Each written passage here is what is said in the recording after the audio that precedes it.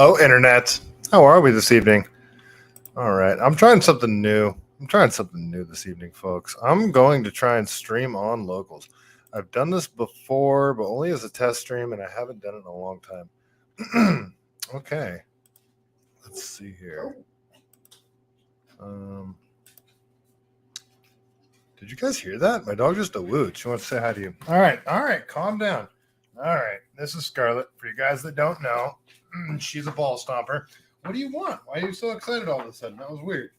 Okay, can you go lay down, please? All right. How is everyone? It's good to see you. Quantum Maddie, you want a super longer version of this opening song? Somebody to love? Yeah, I almost played that. I almost played it too. Well, it's not even my opening song. It's just the placeholder song for Rumble. Allows you to do that, and they used to make you do that, but now I just do it as habit. So yeah, no, I didn't make that thing either. I stole it from somebody, so I apologize. I don't know who I stole it from either. Let's see, who do we got here? Should be streaming live over on Symbolic Tea, Sweet Scarlet. She is a sweet girl. I just got bit by a dog, guys. I'm not too happy about it. Got bit by one of the neighbor's dogs. Yep, sure did. And I am not stoked. I'm kind of grouchy, to tell you the truth. I'm a little bit grouchy right now. Yeah, no, it wasn't super bad. It barely broke the skin, but, enough to annoy me and enough to hurt. So not stoked about getting bit by the dog. I don't think, let me see. I'm trying to figure out how to deal with the settings here over on locals. Stand by. How do I change my damn camera? Okay. I can set up a RTMP. All right. I should have done this ahead of time. I'm not going to be streaming on locals tonight. I'll try to do this tomorrow night. I'm going to be doing I guess you'd call it a debate. Not really a debate. It's my buddy. We're just going to, but we disagree on Israel-Palestine. So we're going to be talking about that tomorrow night. And he is Jewish. So we're going to, every time we talk, we end up getting into that. And we never get mad at each other. That's the weird thing. Like, we've never gotten mad at each other. And we completely disagree on the whole situation. And yeah, so we're just like, you know what? We should do this on screen. I feel like this could be beneficial for society right now to people, especially with all the, because he agrees with the way anti-Semitism gets thrown around. He doesn't like that. As soon as you criticize the Israeli government, anti-Semite, and he doesn't do that. So he feels that a much better way to approach it, which is a better way to approach it, is just talk about it and not be a jerk and just talk about it. And that's every time we end up talking about it. And I learned stuff from him. He's way smarter than me. He knows stuff. So yeah, it's my buddy Eric. He's done plenty of streams with me here live before, and we'll be doing another one. He's also a comedian, so he's freaking hilarious. Yeah, it'll be fun. He's become a good buddy of mine, so that's what I got planned for tomorrow night. When you guys join in, hopefully you guys do. Quantum Maddie, like a real relationships of the past. Yeah, exactly. So yeah, it's weird how that stuff works out, huh? All right. Well, I got plenty of stuff to get into tonight. I really wanted to stream over on locals, but I can't figure it out, and I'm not going to do it while you guys are sitting there waiting for me. But if you guys want to follow or join or whatever they're on locals, it's locals.CaliBased, locals.com/CaliBased. So yeah, if you guys want to follow me over there on locals, X will not approve my subscriptions. It's insane. Like, I don't get it. I applied a year and a half ago, 15 months ago now. I applied for subscriptions over on X, and yeah, they just won't approve my subscriptions application. I'm getting a little tinfoily about it too, to tell you the truth. Well, yeah, we got plenty of P. Diddy crap to talk about. The P. Diddler, man, that guy, I don't know if did he groom his son? Because his son is implicated in some stuff now. So yeah, we'll get into it. All right, let me close this local stuff. Make sure I'm streaming. Well, I am obviously streaming over on Rumble and on YouTube and on X. All right, I think we're good. So we'll jump right into some stuff. I did an not impromptu, who was scheduled for a week, but I did an interview this morning with a fellow named Marc Giraudoux out of France. And he wrote a book called called The Needle's Secret. You guys should check it out. And he has a theory. He calls it the bolus theory, and he explains what the bolus is and everything. But he believes that a lot of the vaccine injuries that we're seeing, are many of them are because of the injections, how they are done incorrectly and shouldn't have been injections at all, really. And it's a very interesting conversation. I wish we could have talked longer because I had so many questions that I didn't get to ask him. But he believes, you guys may have heard, you guys might follow Dr.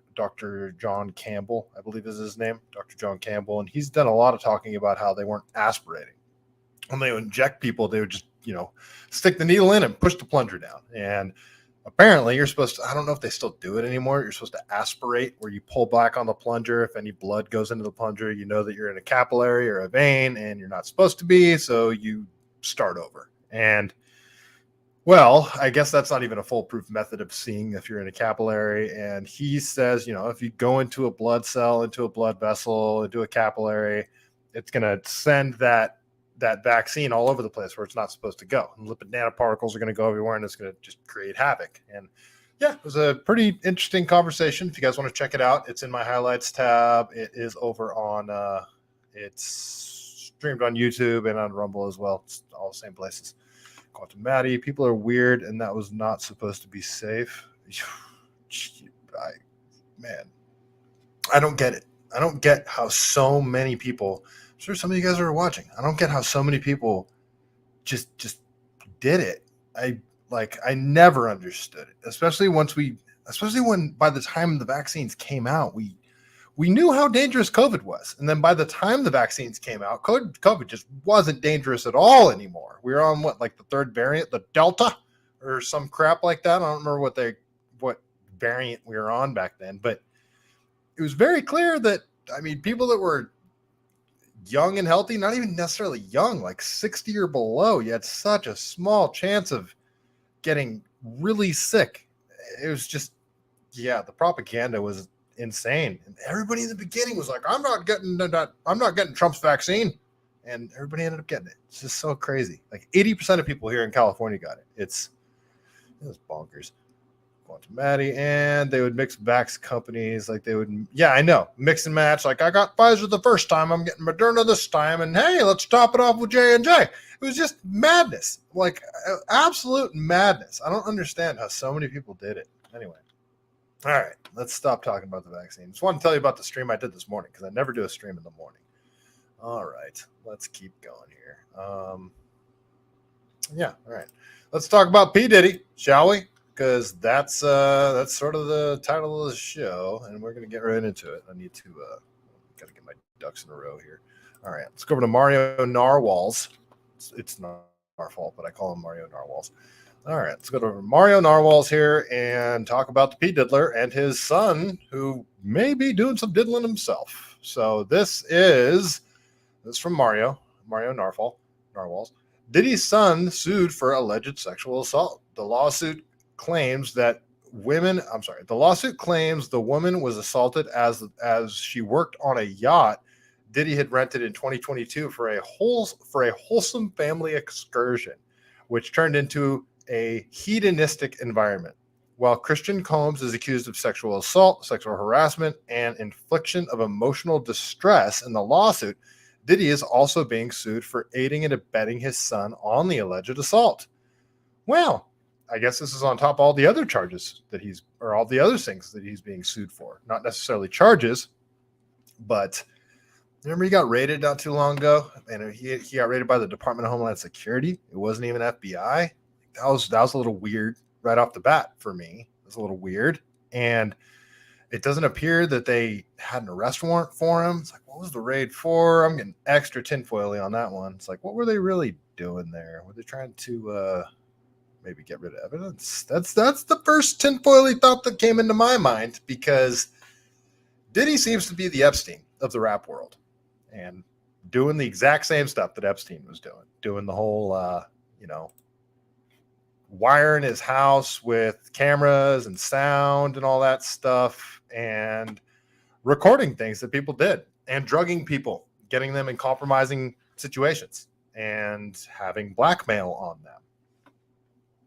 That's kind of what Epstein did. And, he's potentially got some of the same connections. So it's kind of interesting. And, Jay-Z is now super suspect, which means Beyonce is super suspect.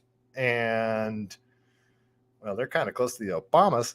I don't know, guys. I'm just speculating. I'm not implicating anybody in anything. I'm not saying, I'm not suggesting anything. Of course not. I would not suggest anything, but I'm just saying sort of only 3 degrees of separation there. It's being a little, and B. Diddy was quite the cheerleader for John Kerry, Obama, I think even Hillary. Remember, rock the vote, all that stuff.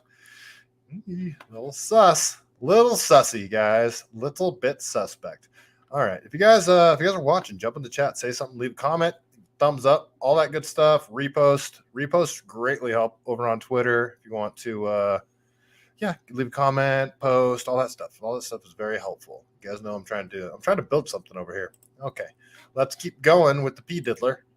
All right, so this is let's go over to Colin Rugg here. This is Diddy's former bodyguard. Not the bodyguard that used to be Michael Jackson's bodyguard, but a different bodyguard. Diddy's former bodyguard, Gene Deal, suggests that Diddy may have tapes of politicians, princes, and even preachers, which could now be in the hands of the feds. I don't think it's the celebrities going to be on hook. I'm sorry, he says, I don't think it's okay, well, I'll just play the video. Well, I'll quote it first. I don't think it's only the celebrities going to be shook. He had politicians in there. He had princes in there. He also had a couple of preachers in there. They got tapes and stuff. So that's when I say him getting raided by Department of Homeland Security is a little bit suspect. Like, why wasn't it the FBI? And if they didn't have an arrest warrant for him, what was the raid really for? What did they get? I mean, I guess they had a warrant for like electronics and all that kind of stuff.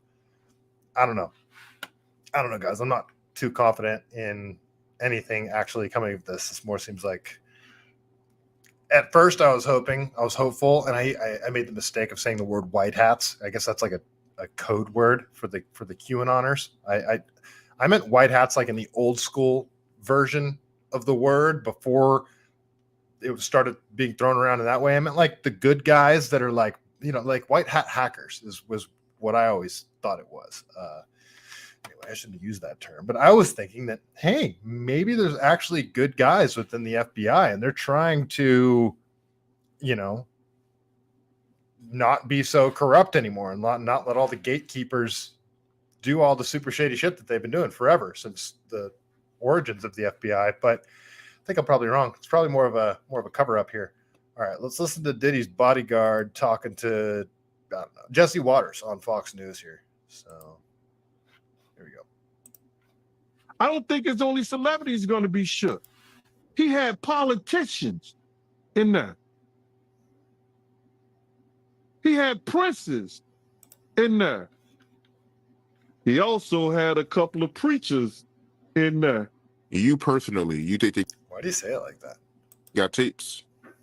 Well, my personal opinion that if Lil Rob could be trusted and his statements are true, they got him. They got tapes and stuff. Now, if Diddy had tapes, the feds have them. That's a lot of blackmail. And that's the real word right there, isn't it? Blackmail. It's, let me put my phone on do not disturb. That was the whole name of the game, right? Was blackmail. It's we all Epstein's name of the game.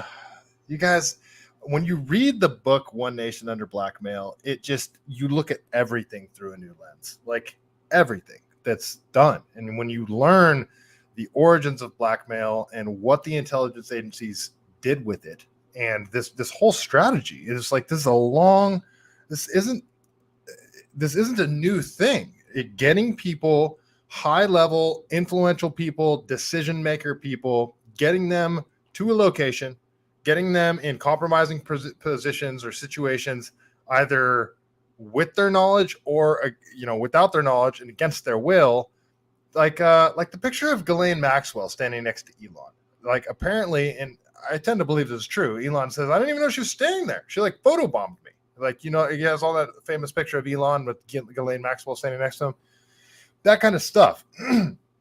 Allegedly, P. Diddy would, like, people would go to a P. Diddy party and like black out, and then they next thing they know, they wake up next to a hooker and P. Diddy in the bed. And they're like, what the hell? What did I do? You know, and then there's whole places wired for video and wired for audio, and it's like, okay, well, I got a video of you now getting I won't get too detailed, but you can use your imagination of what might have happened when somebody's blacked out. And well, this isn't this ongoing thing. This is like, this started with Meyer Lansky. Well, from my knowledge, it started with Meyer Lansky and J. Edgar Hoover, because J. Edgar Hoover was a known gay guy, and he liked to do the old tube steak shuffle, if you know what I mean. And apparently Meyer Lansky got blackmail on him in that regard. Back then, I mean, you could not be gay and be like any sort of politician or, you know, any high level official. It just was not accepted back then.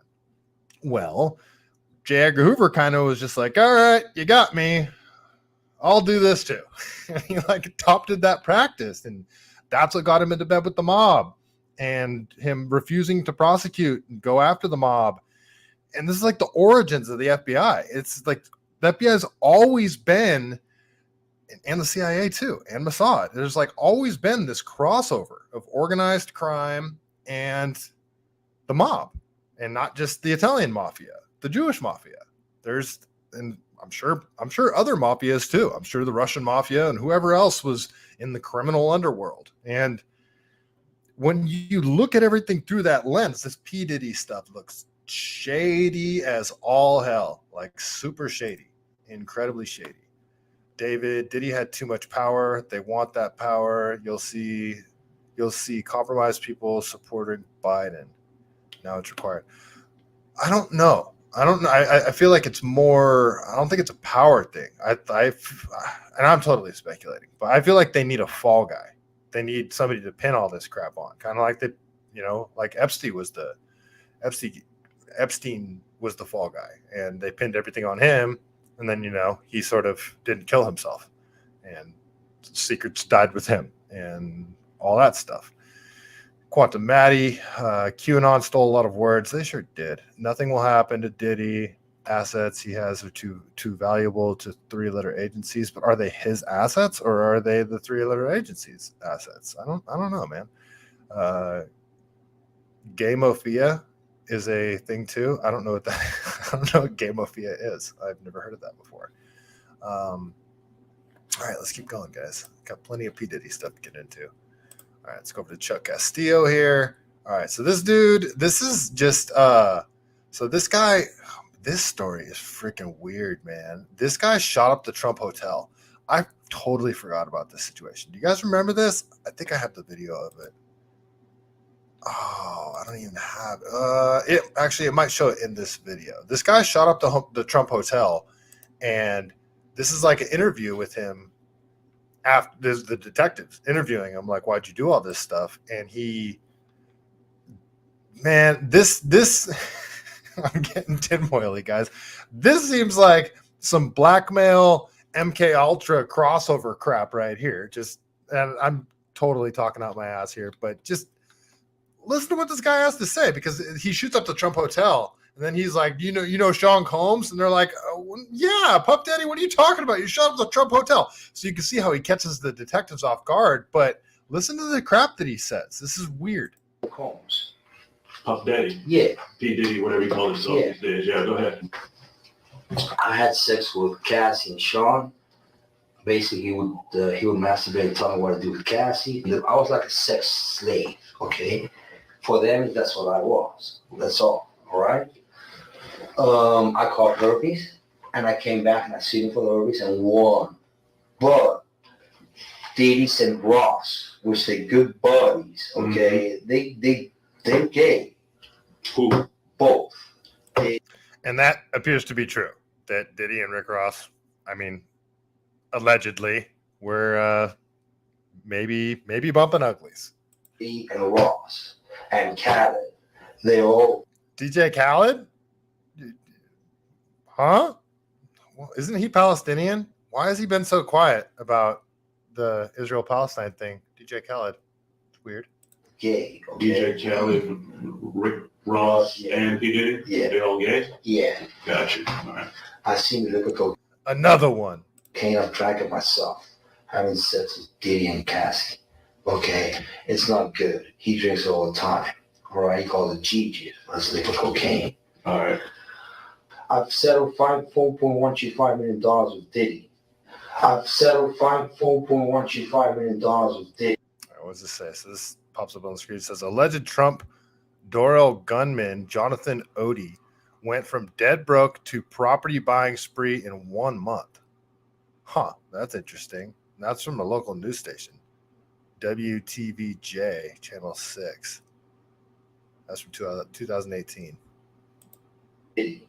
Okay. Okay, was he scared that I was exposed? I don't want to talk about Diddy right now. I want to talk about you. Help me understand you. I mean, who? So you can see how the detective's like, bro, what are you talking about? Like, why are you going off on this crazy tangent? Why'd you shoot up the Trump hotel? And like looking at it through this new lens, you're kind of like, oh, maybe he was trying to tell you. Maybe this all had to do with all that stuff. Keep listening to the guy. Who?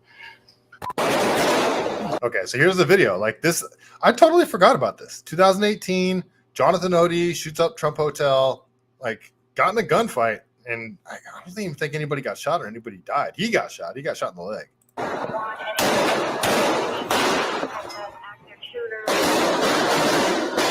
It looks like an exchange of gunfire right out of a Hollywood action movie.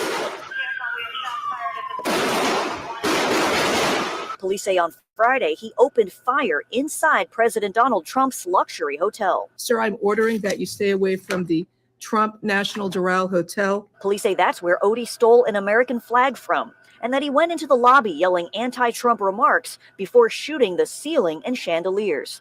Police say he then got into a gun battle with responding officers. The gun battle goes on for nearly a minute before Odie decides to make a run for it. Another camera capturing him still firing shots, even tripping on the marble floor. Odie was shot in the legs as he ran away and was arrested after running up a stairwell. The accused gunman, Jonathan Odie, faced a judge for the first time Monday. Mr. Odie, you were arrested for 5 counts of attempted second-degree murder of a law enforcement officer. Combs. What the hell? Like, why is this story getting so freaking weird? I forgot about this. It's just now this, I mean, this obviously isn't new info, but it's just fitting this puzzle piece in. It's just, what the hell? What the hell is going on? So freaking weird. All right, keep going here. Keep going. Talking about the Diddler. Oopsies. All right, let's go over to Green Lives Matter. Okay, so this is a post from Green Lives Matter. He says, "You're not going to believe this. Diddy?" Oh yeah, I forgot. Yeah, sorry. I put this together the day before yesterday, so I kind of forgot what I put together. I planned to talk about all this stuff last night, but I realized that I would have done it like a 4-hour stream if I did that last night.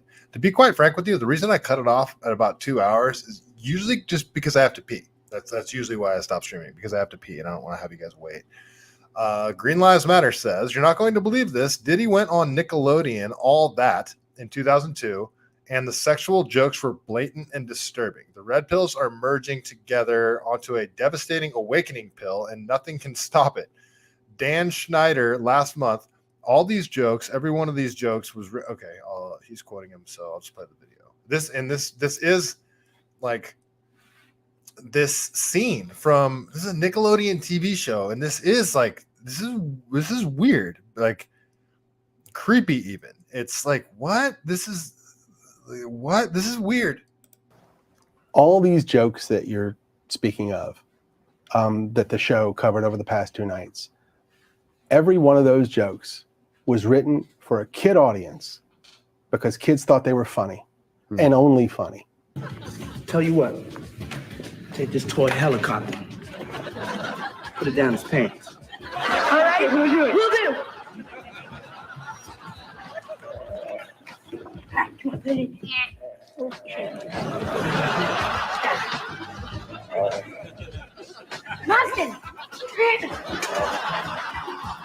Didn't work. He's still asleep.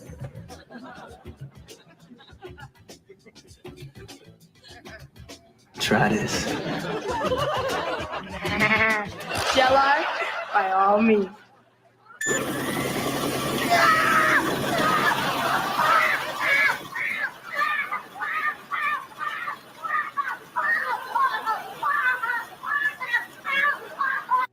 And then with all the Nickelodeon stuff coming out, are you guys heard all about that?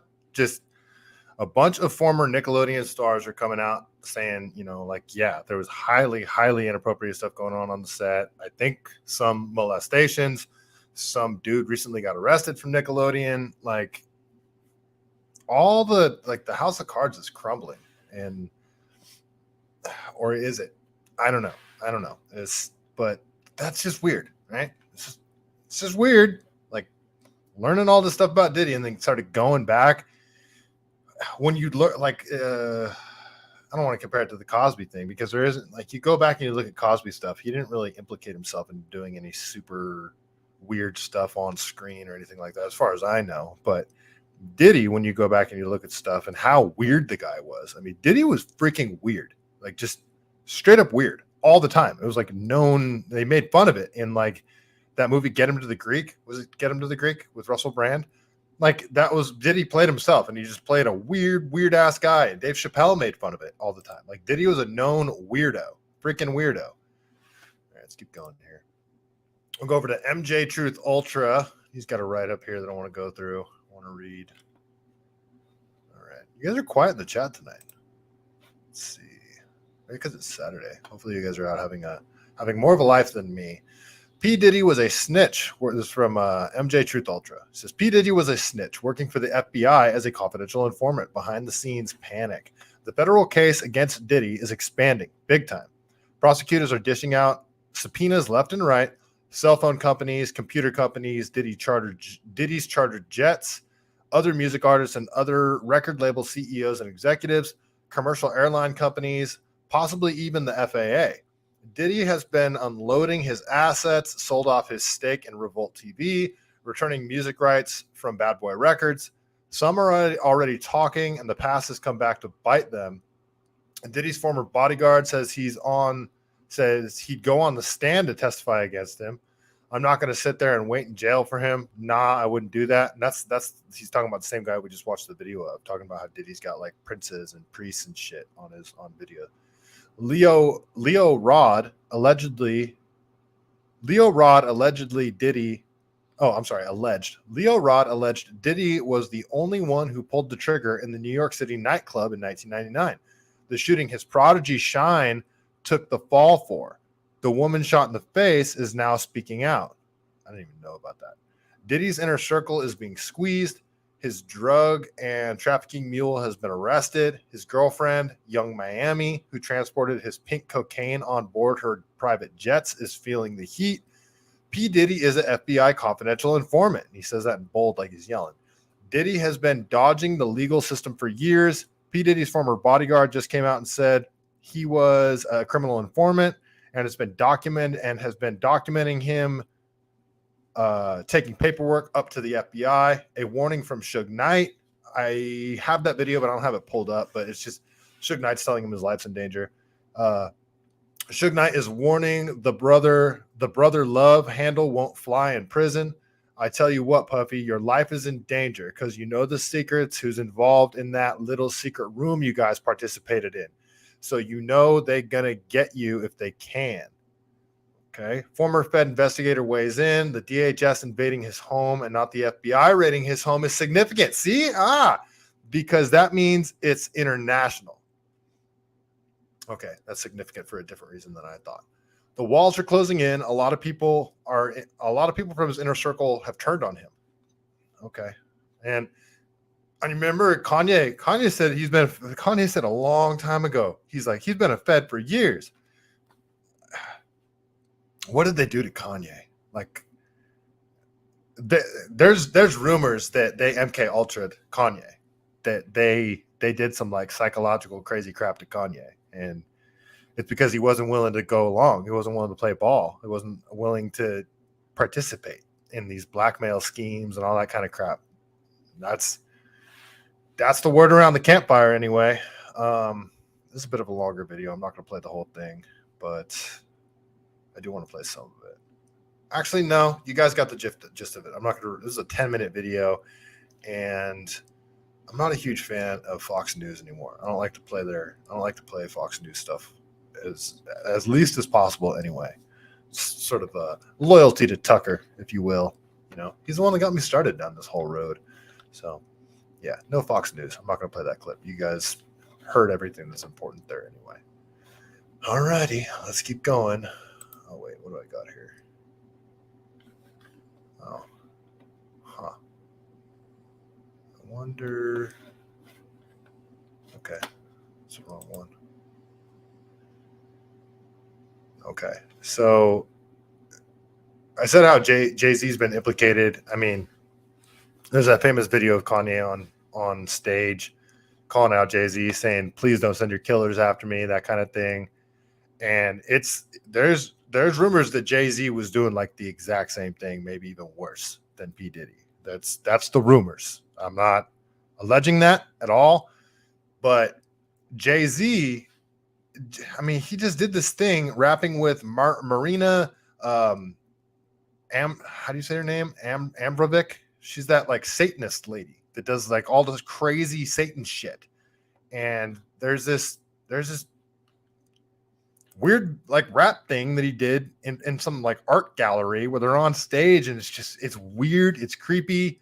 The whole vibe of it, just knowing her background, is this whole thing's just weird. Like the people that Jay-Z and Beyonce were like running in circles with, or, you know, rubbing elbows with, it's suspicious to say the least. It's very suspicious. See me stoning at the map, exposing all these niggas, champagne on my breath. Yes, I was like, yeah. It was great. It was so much energy. Yeah. Smart. Wonderful for visual artists across the borders, different medium, and music always being the most immaterial form of art, which is so wonderful. Oh, geez. Freaking white people. I didn't mean it like that. But affluent white liberal women that go to art galleries, they're just annoying. She is allegedly a Satanist. She did this famous thing. I want to say it was in France. I can't remember. It was a long time ago, where she basically put a bunch of tools out, like tools, like knives and things like that too. And then she also put out like pleasure devices. Use your imagination. And she stood there and said to the audience, "Do whatever you want to me, whatever you want." And they did. And like one guy held a gun to her head. They did cut her.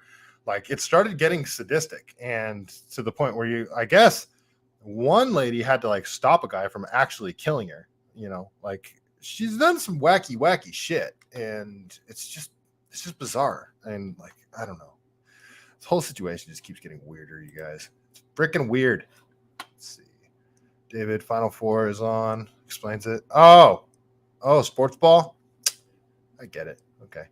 Contently listening. Abramovich. Oh, okay. Abramovich. Thank you for sounding it out phonetically for me. Effing witch. I agree. Yes. She is. You got Google her. Google her freaking name. Not even Google her. Go to Rumble and type in. Yeah. Go to Rumble and type in. What's her? I always blank on her name, but Abramovich. What's her damn name again? Veronica? Marina Abramovich. Yeah, go search her name on Rumble. You'll see some wacky shit. Wacky shit, you guys. All right, let's keep going. I want to get through all the P. Diddy crap because I have a bunch to get through.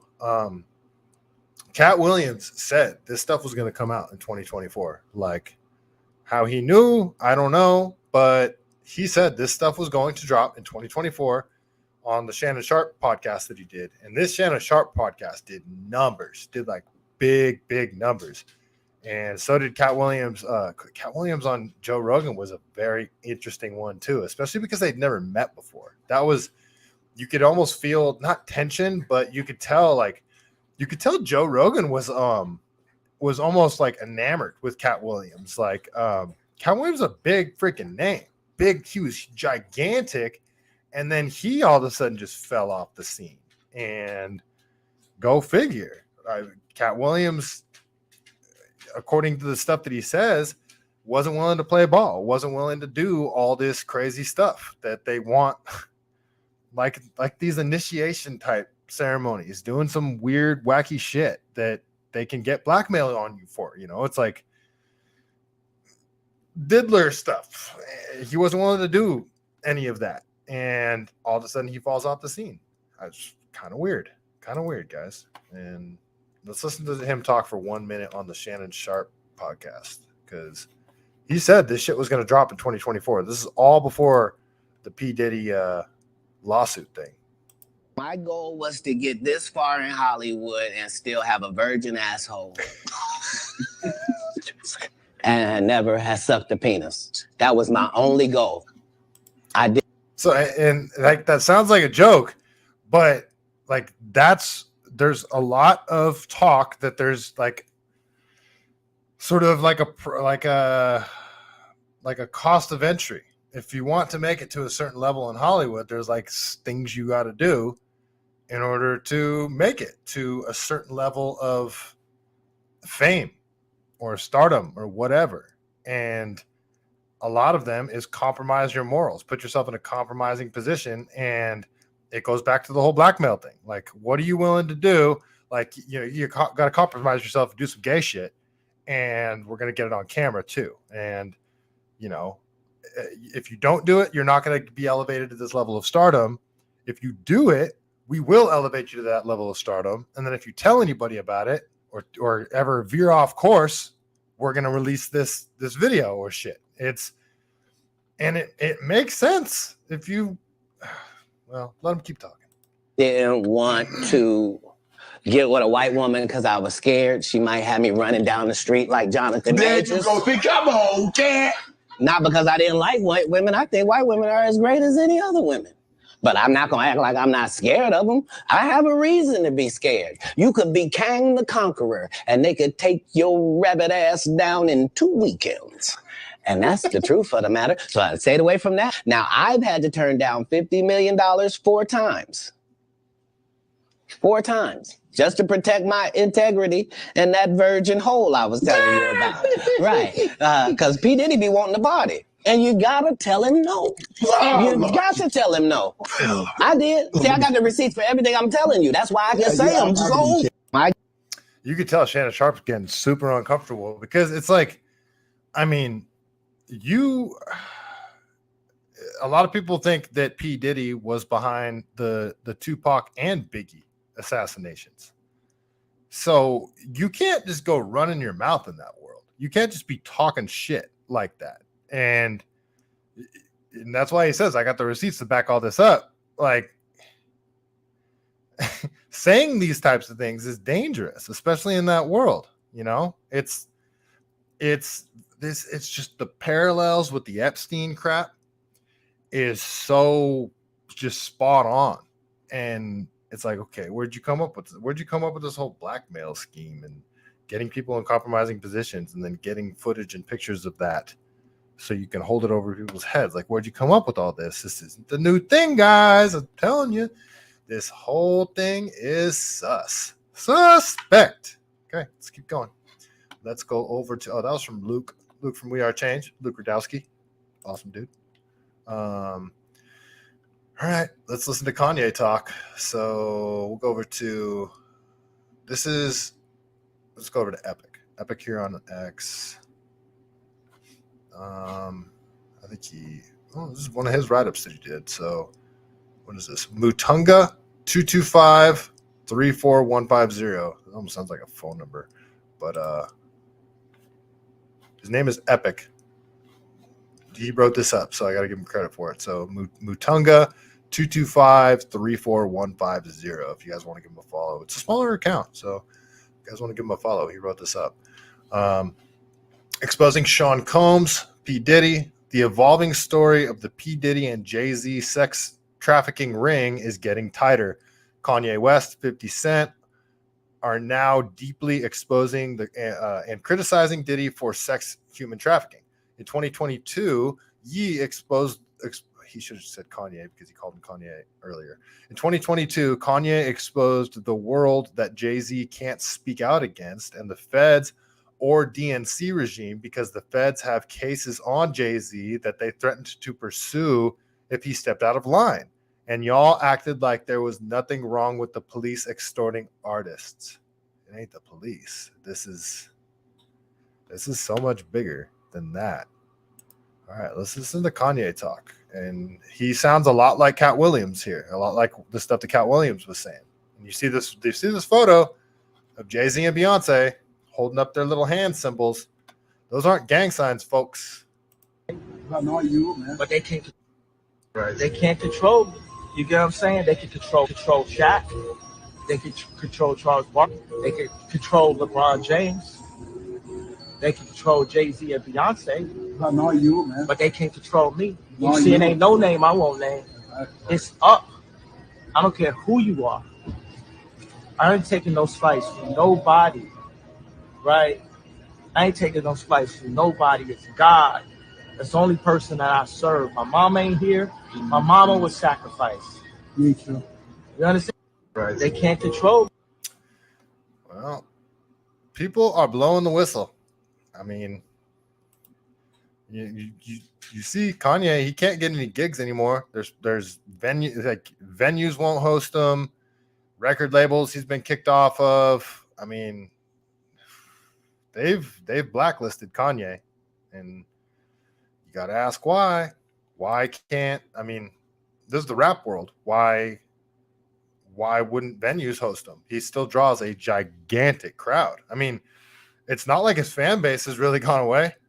All they've done is make it so he can't get venues. The record labels won't sign him.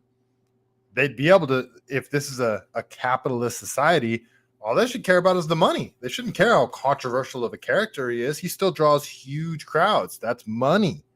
Why would they not give him the venue to do that? Why would they not sign him to a record label? Suspect, you guys. Very suspect. All right. And let's listen. This is the last clip I'll play of the whole situation. This is just Usher talking about, so P. Diddy he had like parental custody over Usher when he was like 15 or 14 or something, when he was still a minor.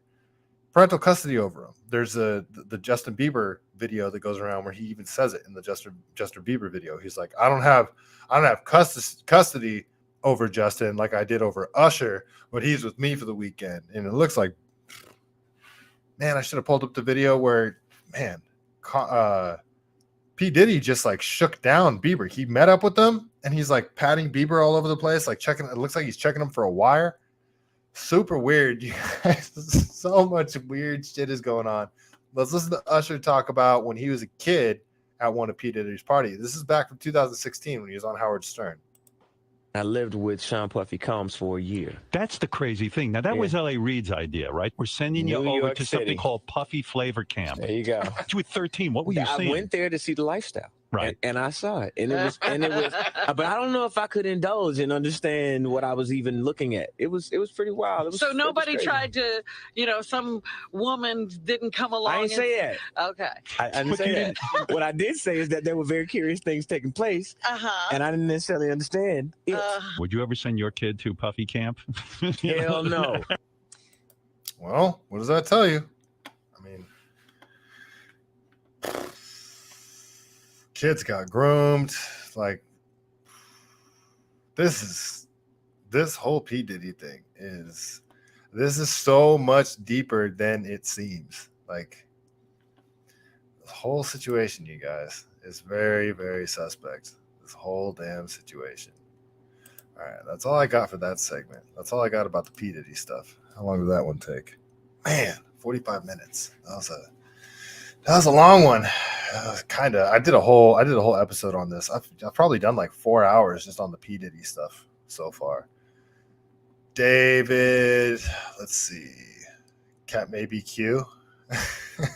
I don't think so. I don't think he's Q, but he's definitely no. Like Q, I think Q's a psyop. I think Q, the whole Q, like follow the plan. Remember after they announced that Biden won, and there, but before January 6th, there was that whole time period in between where there was like what's her name, Powell, that lawyer, she's talking about release the Kraken. Then they're talking about that power outage over in Germany, and they're talking about the Vatican and all sorts of stuff. There's all sorts of crazy Q nonsense going on. I felt like all that was a psyop, all of it, to like discredit all of Trump's people, to make them all look crazy. So I don't think Q. No, I don't think Cat Williams is Q at all. I think Cat Williams was in the industry. They tried to compromise him, and Cat Williams has a spine and a moral foundation that he was not willing to compromise. That's the impression Cat Williams seems just like a stand-up dude to me. He just seems like, I mean, more than a stand-up dude. Somebody that like, no, you're going to have to kill me, and I'm going to tell the truth. Like, that's more than a stand-up dude. That's like hero level shit. Like Cat Williams seems like hero level to me. That's just the impression I get. Bald Eagle 01, terror attack incoming Monday. What the fuck, bro? Man, why you got to put that evil on me, Ricky Bobby? Don't do that right now. I know it's why you got to say that, Bald Eagle? Man, I know the April the 8th stuff. We'll be talking about that a little bit later, but just come on, man. I don't think they would. Yeah, you're talking about like the solar eclipse thing, CERN, the rocket shooting into the sky, and the altar being made about sacrificing the cows and all that crap. Yeah, I know. But I don't think they would make it that obvious, but sure, maybe could be right. I don't know. Apparently, we're due for an earthquake. Quantum Maddie, QAnon equals military operation. That's the vibe I get too. Humiliation ceremony. Yes, that's right. Like that's what they put. I think they put celebrities through in order to elevate them to the next level or whatever. But you see how many people they put in dresses and make do like super. I don't know. Let's move on. Let's move to the next topic that I want to talk about here. I want to get into a bunch of California stuff now because it's a bunch of different. This show's supposed to be about California. I end up just going down all these different rabbit holes, but the show's supposed to be California based. That's what the name is about, CaliBased. But so yeah, I'm supposed to do a lot of talking about California, and I got a lot of stuff pulled up about California that I want to talk about. So let's strap in, folks. Buckle up, because we got California stuff to talk about now, and there's a lot of it. They're all different stories, but California is the umbrella that they all fall under. The RGS, nice to see you, man. RGS, yes. If you guys are watching, like, share, subscribe, all that stuff. Like, please, it helps. Thumbs up, leave a comment, all that stuff. Engage in the chat. All that stuff helps. All that stuff helps the algorithm. Yeah. And if you guys are watching on X, if you appreciate what I do, this is how I keep the lights on now. If next to my name, there's a little icon. If you want to contribute, please feel free to do so. My fundraiser's in there. It's right in the bio. Fundraiser's in there, and there's a little icon next to my name. If you guys tap it, it'll bring you to my Cash App, my Venmo. If you guys want to contribute to the show, it always helps. So let's keep going here. This incident happened over in I think it was in San Bernardino County. This is crazy. This whole video is crazy. There's a high-speed pursuit, bunch of cops with a helicopter overhead, and given it's a police helicopter. They're giving the cops instructions and stuff. And this footage they didn't want to release this footage because they said that originally I'll say what they said happened after we watched the video, and trigger warning, guys, this is a little bit tough to watch. This is kind of gnarly. Sorry, headphone warning. CC3 closing southbound 395 at Joshua. Pick it up, Dave. Pick it up, units 42. Just be advised the traffic's coming to a dead stop up here. There's going to be way too much backdrop for us to engage if he does end up exiting and making contact with you guys. If he gets in the desert, most likely that copy all. He's leaving and then the traffic actively firing. Alright, dude, he's just pulls off. He's making a U-turn. Left orbit. He's exiting at main, but he's using the on-ramp to exit no wrong way. Watch these deputies. Hey, deputies, he's coming right at you on the exit. Hey, you guys, he's going to lose control here as he goes up that embankment. Do we have units on Bear Valley? All right, so just take note of how many freaking cop cars there are right here. So he's right in the crosshairs of this video right here.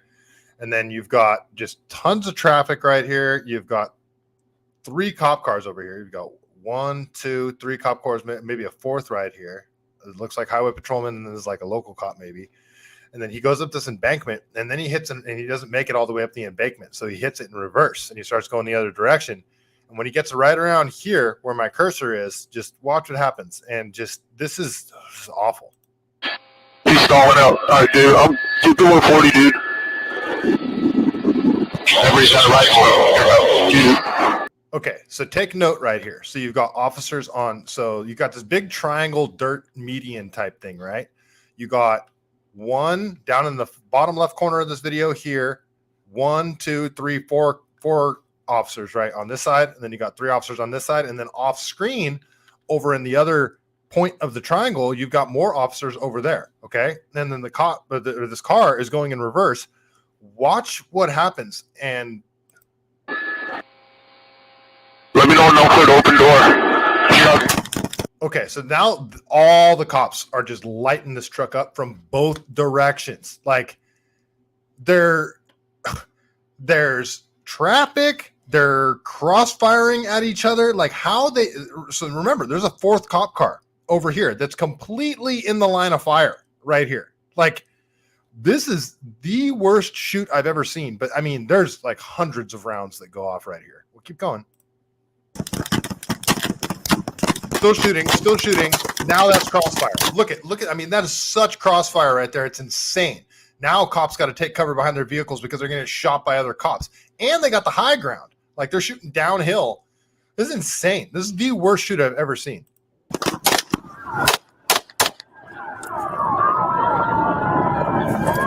Passenger, get out! Okay, and there's a hostage in the car. They just, okay, there's a hostage in the car. We're still going to light it up. We're still going to light the car up. There's a hostage in the car, and they're shooting from both directions. The passengers in the passenger side. They're shooting the passenger side of the car, not to mention crossfiring with each other. This is so bad. Passenger, get out! Get out! Get out! Get out! Passenger, get out! Okay, passenger, get out. Passenger, get out. Passenger follows the instructions. They're still shooting. Get out! Okay, passenger's out now. Looks like they got shot. Passenger gets shot. Looks like takes a knee, or they just decide to take a knee to get low, but they're still shooting. But passengers following the instructions. Clear! Passenger's been shot. Hostage shot. Hey! Come here! Come to me! Come to me! Come to me! Come to me! Come! Walk! Passenger's dead. Come to me, come to me. Moves forward in line of fire. Passenger's dead. Hey! Stop! Stop shooting her! He's in the car! Stop! She's okay! He's in the car! She's not okay. She died. Stop! Watch the crossfire, guys. You hear the helicopter. Oh, yeah. Oh, thanks. Now that there's been, I don't know how the cops didn't shoot each other. All right, we have no movement. Stand by. Stand by. Watch your crossfire. Gentlemen, watch your crossfire. Good advice, dude. Great advice. Oh, man. Coming in the day before, I got traffic stop. Fire, guys. Traffic stop just north of Main. Information crossfire. Be aware. Messages of advising crossfire. Be aware. Yeah, and AT, we got multiple units stop traffic behind us. Multiple units approaching vehicle. The passengers behind the hostage that they murdered. It's behind this black box here. Southbound, north of Main Street. So that happened. Unreal. Did you guys hear about that story? It's just incredible. This is California cops. This is unbelievable. The RGS, hell yeah, light it up. Man, seems like they need remedial training. Just saying. Yeah, a little bit. Oh yeah, so the RGS over there on Rumble, they're weapons guys. They know what they're talking about with firearms. I'm a dumb guy with firearms, but I do know the first rule of firearm safety. They did not follow it. That was incredible. That was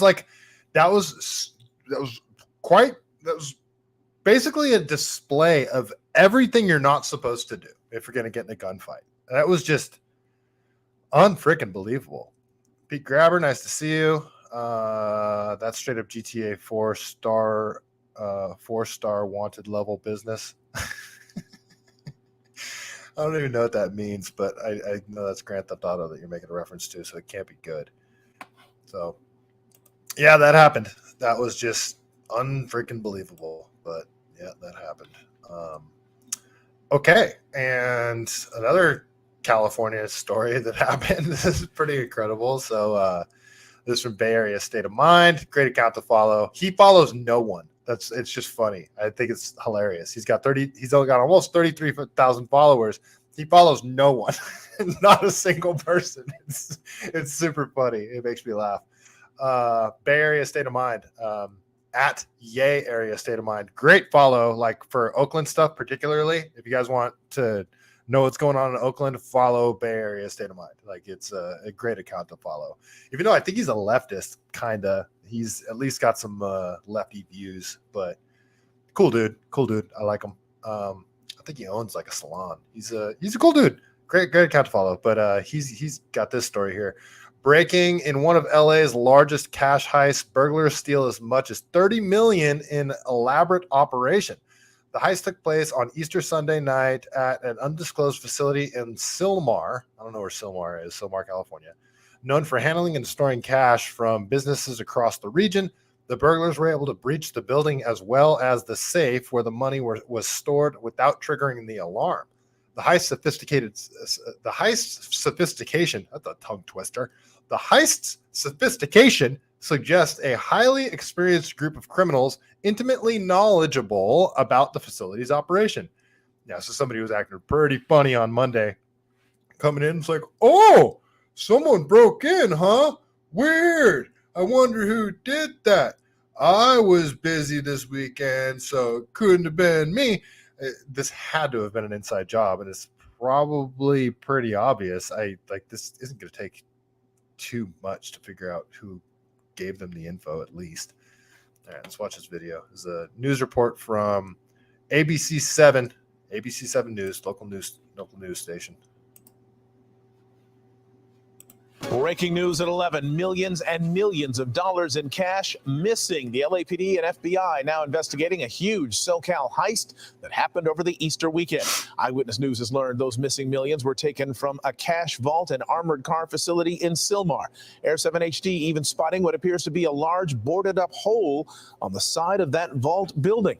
Eyewitness News reporter Michelle Fisher live in Sylmar tonight with new details on what's believed to be one of the biggest thefts in LA history. Michelle. Mark, it's like something that you'd see in a Hollywood movie, but that multi-million-dollar mystery playing out at a facility here in Sylmar. The sophisticated heist leading authorities to believe a crew of some kind is behind this brazen break-in. The Garter World facility in Sylmar tonight at the center of a joint FBI and LAPD investigation, days after thieves broke in and stole tens of millions of dollars on Easter. Officials briefed on the investigation telling ABC News the thieves got in undetected without setting off alarms through the roof. This Air 7 video showing the building's roof hatch and also a boarded up hole and pile of debris on the side of the facility. It's unclear if that damage is related to Sunday's theft and just how much money was taken from Garter World. But the heist comes almost 2 years after an estimated $100 million in jewelry was stolen from a Brinks transport semi parked at a truck stop on Interstate 5 near Frazier Park. The seal is broken, and that's clearly fresh cut, and there's clearly fresh work right there. There's fresh work dust. And to this day, that case from 2022 remains unsolved. As for this heist here, authorities telling ABC News that right now there are no suspects. A lot of unanswered questions still. If you have any information, of course, please contact police. Does it make me a bad person that I'm sort of rooting for them? They didn't kill anybody. Like, nobody got hurt.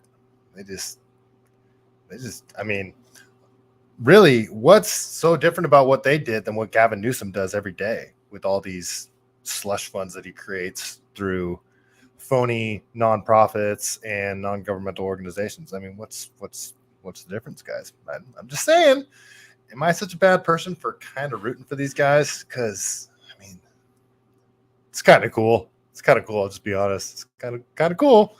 I'm not rooting for the bad guys. Let's see. Why did they open fire? Were they being fired upon? No, they weren't. That you're talking about the last video, obviously. No, nope.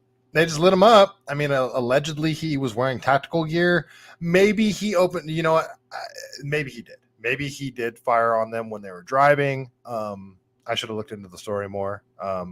Let's say he did. Let's say he did. But they knew a hostage was in the car. Like, why? What are you doing? And you're also crossfire. You're shooting at other cops. Like, insane. David insurance scam. Looks like they were firing from higher ground. So not really crossfire until they were approaching. Nah, dude. Come on, bro. No. Okay. If the passenger that got shot was maybe 10 feet away from the other cop, and the passenger got shot, it's absolutely crossfire, dude. Like, it's still crossfire if the bullets are landing at the person's feet. I mean, that's definitely still crossfire. That was a horrible, horrible shoot. I mean, the hostage died. It's a bad shoot, man. It's bad shoot. I'm surprised other cops didn't get shot. Quantum Matty, they buying Bitcoin. well, I mean, how are they going to wash that money? That's a lot of money to wash. That's going to be, they must have a plan. I don't know. Let's see. 100% what you shouldn't do. The RGS. Yeah. If you guys wrote, yes, David, listen to what RGS is saying. He knows his stuff when it comes to the firearms and shooting and all that stuff. That was a bad shoot. That was a freaking bad shoot, man. Quantum Matty, they buying Bitcoin. Yeah, you said that. Terry Wallace, inside job for sure. I mean, how'd they know exactly where to breach the wall to not set off the alarm and get into the vault? And where the vault was. Just how did they know money was in that building? Well, I guess if it's surrounded by, armored vehicles, maybe that gave him a clue. But no, it's definitely an inside job.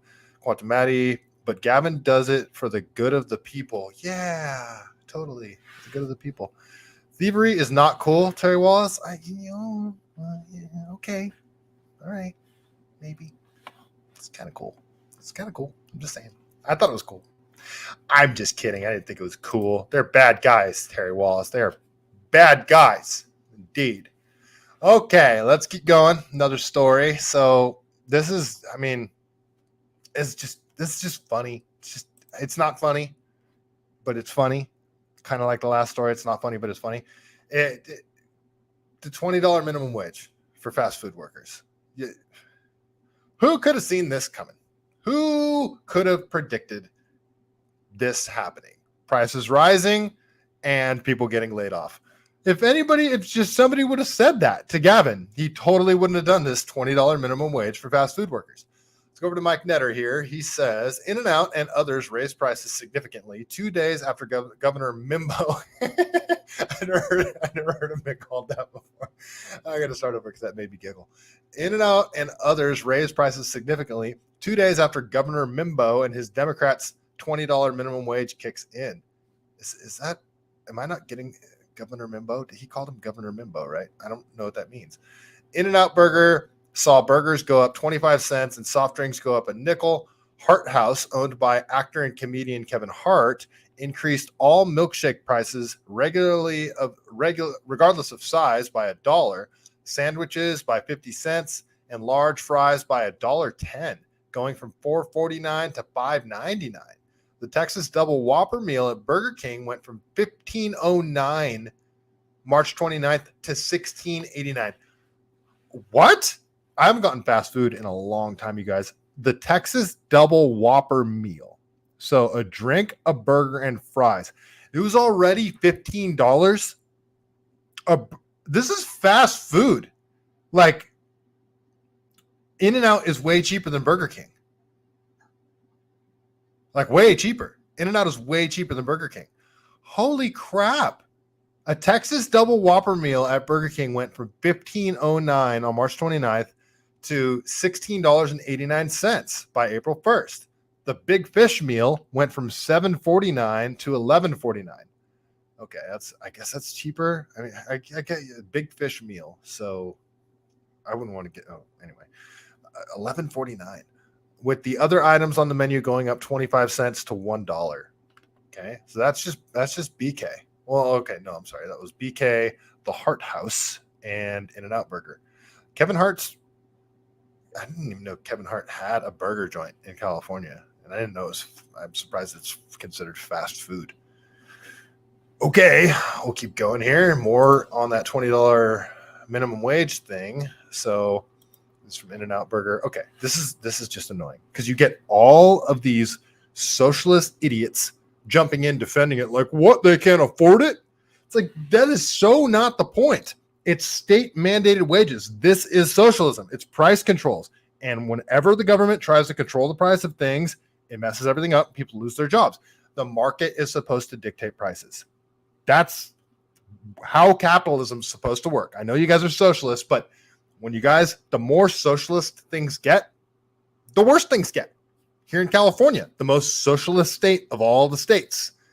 So Hayden Clarkin says, so fast food workers got a 29% raise and the cost of hamburger went up by 3.8%. Am I supposed to be mad about this? Why?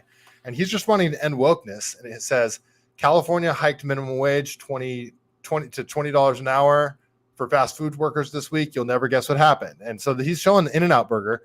And it's funny that this Hayden Clark chose In-N-Out Burger to cap on, because In-N-Out Burger has like great prices, like incredible prices. A double is $5.65. Betty's Burgers. I don't know if you guys know Betty's Burgers. If you're Santa Cruz people, I don't know if they have them in other parts of California, but Betty's Burgers, which isn't even that good. I'd rather have Five Guys. Their burgers are like $15 for just the burger. Just the burger. $15. A double at In-N-Out, which is substantial, was $5.69. Now it's $5.90. So you could tell the In-N-Out Burger was like, okay, what's the absolute minimum we have to raise our prices by? And that's what they did. In-N-Out Burger does volume. They're super clean. I am the hugest In-N-Out Burger fan like on earth. I am so mad we don't have one in Santa Cruz. I love In-N-Out Burger. I love everything about it. I love the way they run. I love how clean they are. I love how friendly they are. I love their secret menu. I love everything about In-N-Out Burger. And you can tell that they did everything they did to not jack their prices super high. So, so Hayden Cross. So fast food workers got a 29% raise, and the cost of hamburgers went up by 3.8%. Am I supposed to be mad about this? Why?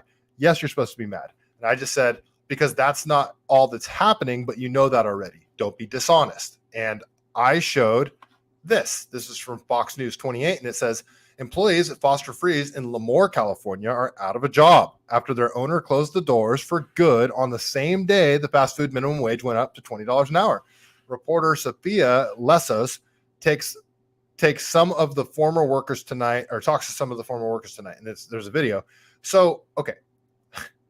So minimum wage, whatever it was, $16 an hour, I think it was, and goes up by $4 an hour. All right, let's say you have 5 freaking full-time employees.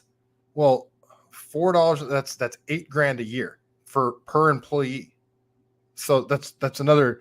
You guys do the math. $8,000 per employee per year. Some restaurants are running razor tight margins. Like they're not making a lot of profit on this, and they're taking all the risk. And then all of a sudden, the owner of this franchised Foster Freeze, because Foster Freeze is franchised, they're small family owned places. We got one over here in Boulder Creek. I love Foster Freeze. They got milkshakes. They're good. They got root beer floats too. Yeah, I love the place. Shut the doors down. Like, can't afford it. Did the math. If it's going to cost you an extra $80,000. So Gavin Newsom implements a policy and then boom, like that overnight, $80,000 more per year. I'm throwing that arbitrary number out, but it's quite very well could be what his additional cost would have been. And he's just looking at the books. He's just like, I can't afford this. I can't afford it. I just can't. Even if we cut hours and do all this stuff, it's not worth it at this point. He shuts the doors. All these employees are now out of a job. There's now less jobs available on the market. And this guy's up here saying, am I supposed to be mad that employees got a 29% raise when the cost of burgers only went up by 3.8%? Yeah, that's only In-N-Out Burger, a huge company that can weather this storm. They already are highly, highly efficient because of the way they do things. They are super standardized, all this stuff. They can weather that storm. He's acting like tons of jobs are going away. Tons of jobs and prices are going up. So these employees that are getting paid more as well, they still got to eat too. Their costs of the same foods going up, jobs are disappearing. It's a net negative for California. This $20 minimum wage hike is an absolute net negative for California. And then this person comments, if you cannot afford to if you can't afford to pay employees $20 an hour in California, then you do not deserve to be in business. In fact, it should be higher than $20 an hour. You could work full time and that still won't make $40,000 annually in a state where the average housing rent is $32,000 annually. I'm so frustrated. Minimum wage jobs, entry-level jobs, were never supposed to be jobs that you can live on your own with. They're supposed to be entry-level jobs for college kids, entry-level jobs for high school kids, summer jobs, that kind of thing. And now these jobs that used to be for these kids, they're actually getting replaced by illegal immigrants, because illegal immigrants are allowed to work in California and they're going to take whatever you can give them. They can easily be more taken advantage of. It's bad for everybody. All these policies working together. These jobs were never supposed to be sustaining for somebody living on their own, renting their own place. This is for kids. Like a 16, 17, 18-year-old kid can go and do this job and make some extra cash during the summer. That's what these jobs are supposed to be. They're not supposed to be, this is your career. Minimum wage is a scam. It's always been a freaking scam. In my opinion, there should be zero minimum wage. If somebody's willing to work for $1 an hour, there you go. Nobody's going to be willing to do that. I think if there's no minimum wage, wages would actually go up. I genuinely believe that. But you're either dumb or you're dishonest. Being like, if you can't afford to pay employees $20 an hour, and he says it should be more. Okay, hold on. You think it should be like $25 an hour, $50,000 a year?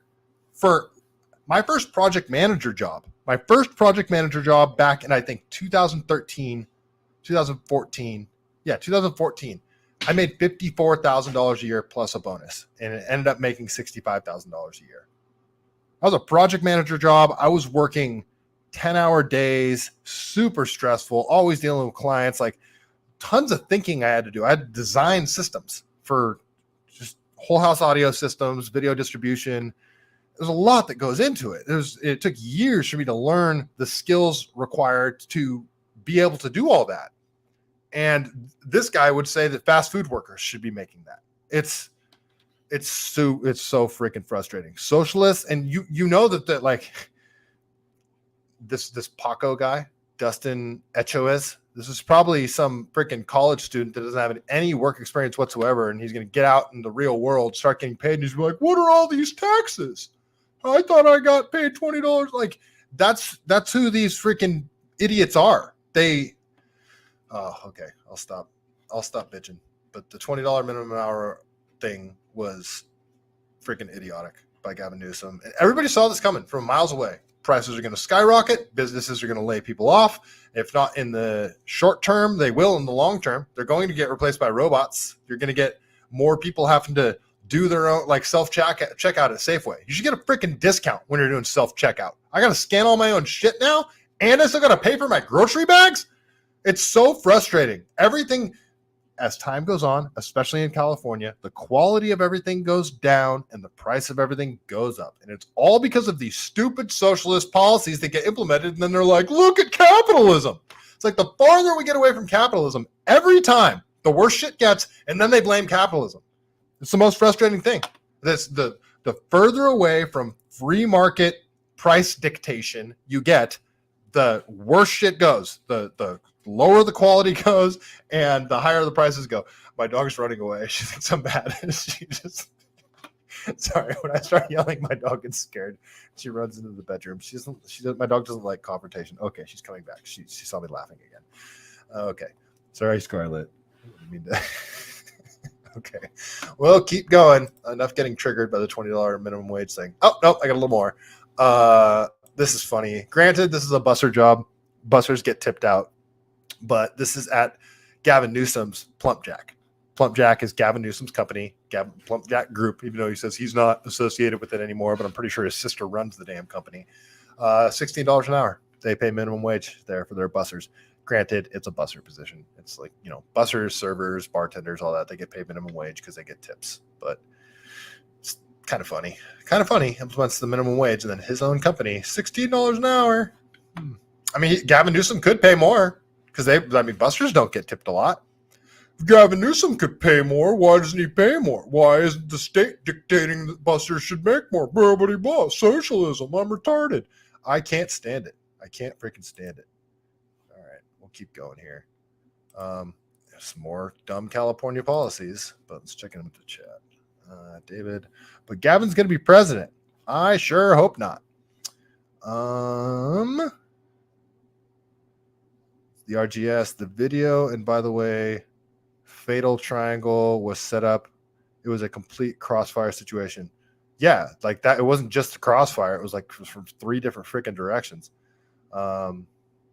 Terry Wallace, if all were firing. Yeah. The RGS, emotions are high. Cops are not trained to subdue their emotions like the military. Emotions are high and adrenaline is pumping. They are all shooting. Yeah, why aren't they trained to subdue their emotions? RGS, I've been saying for a long time that I think every cop should have to be the minimum of a blue belt in jiu-jitsu.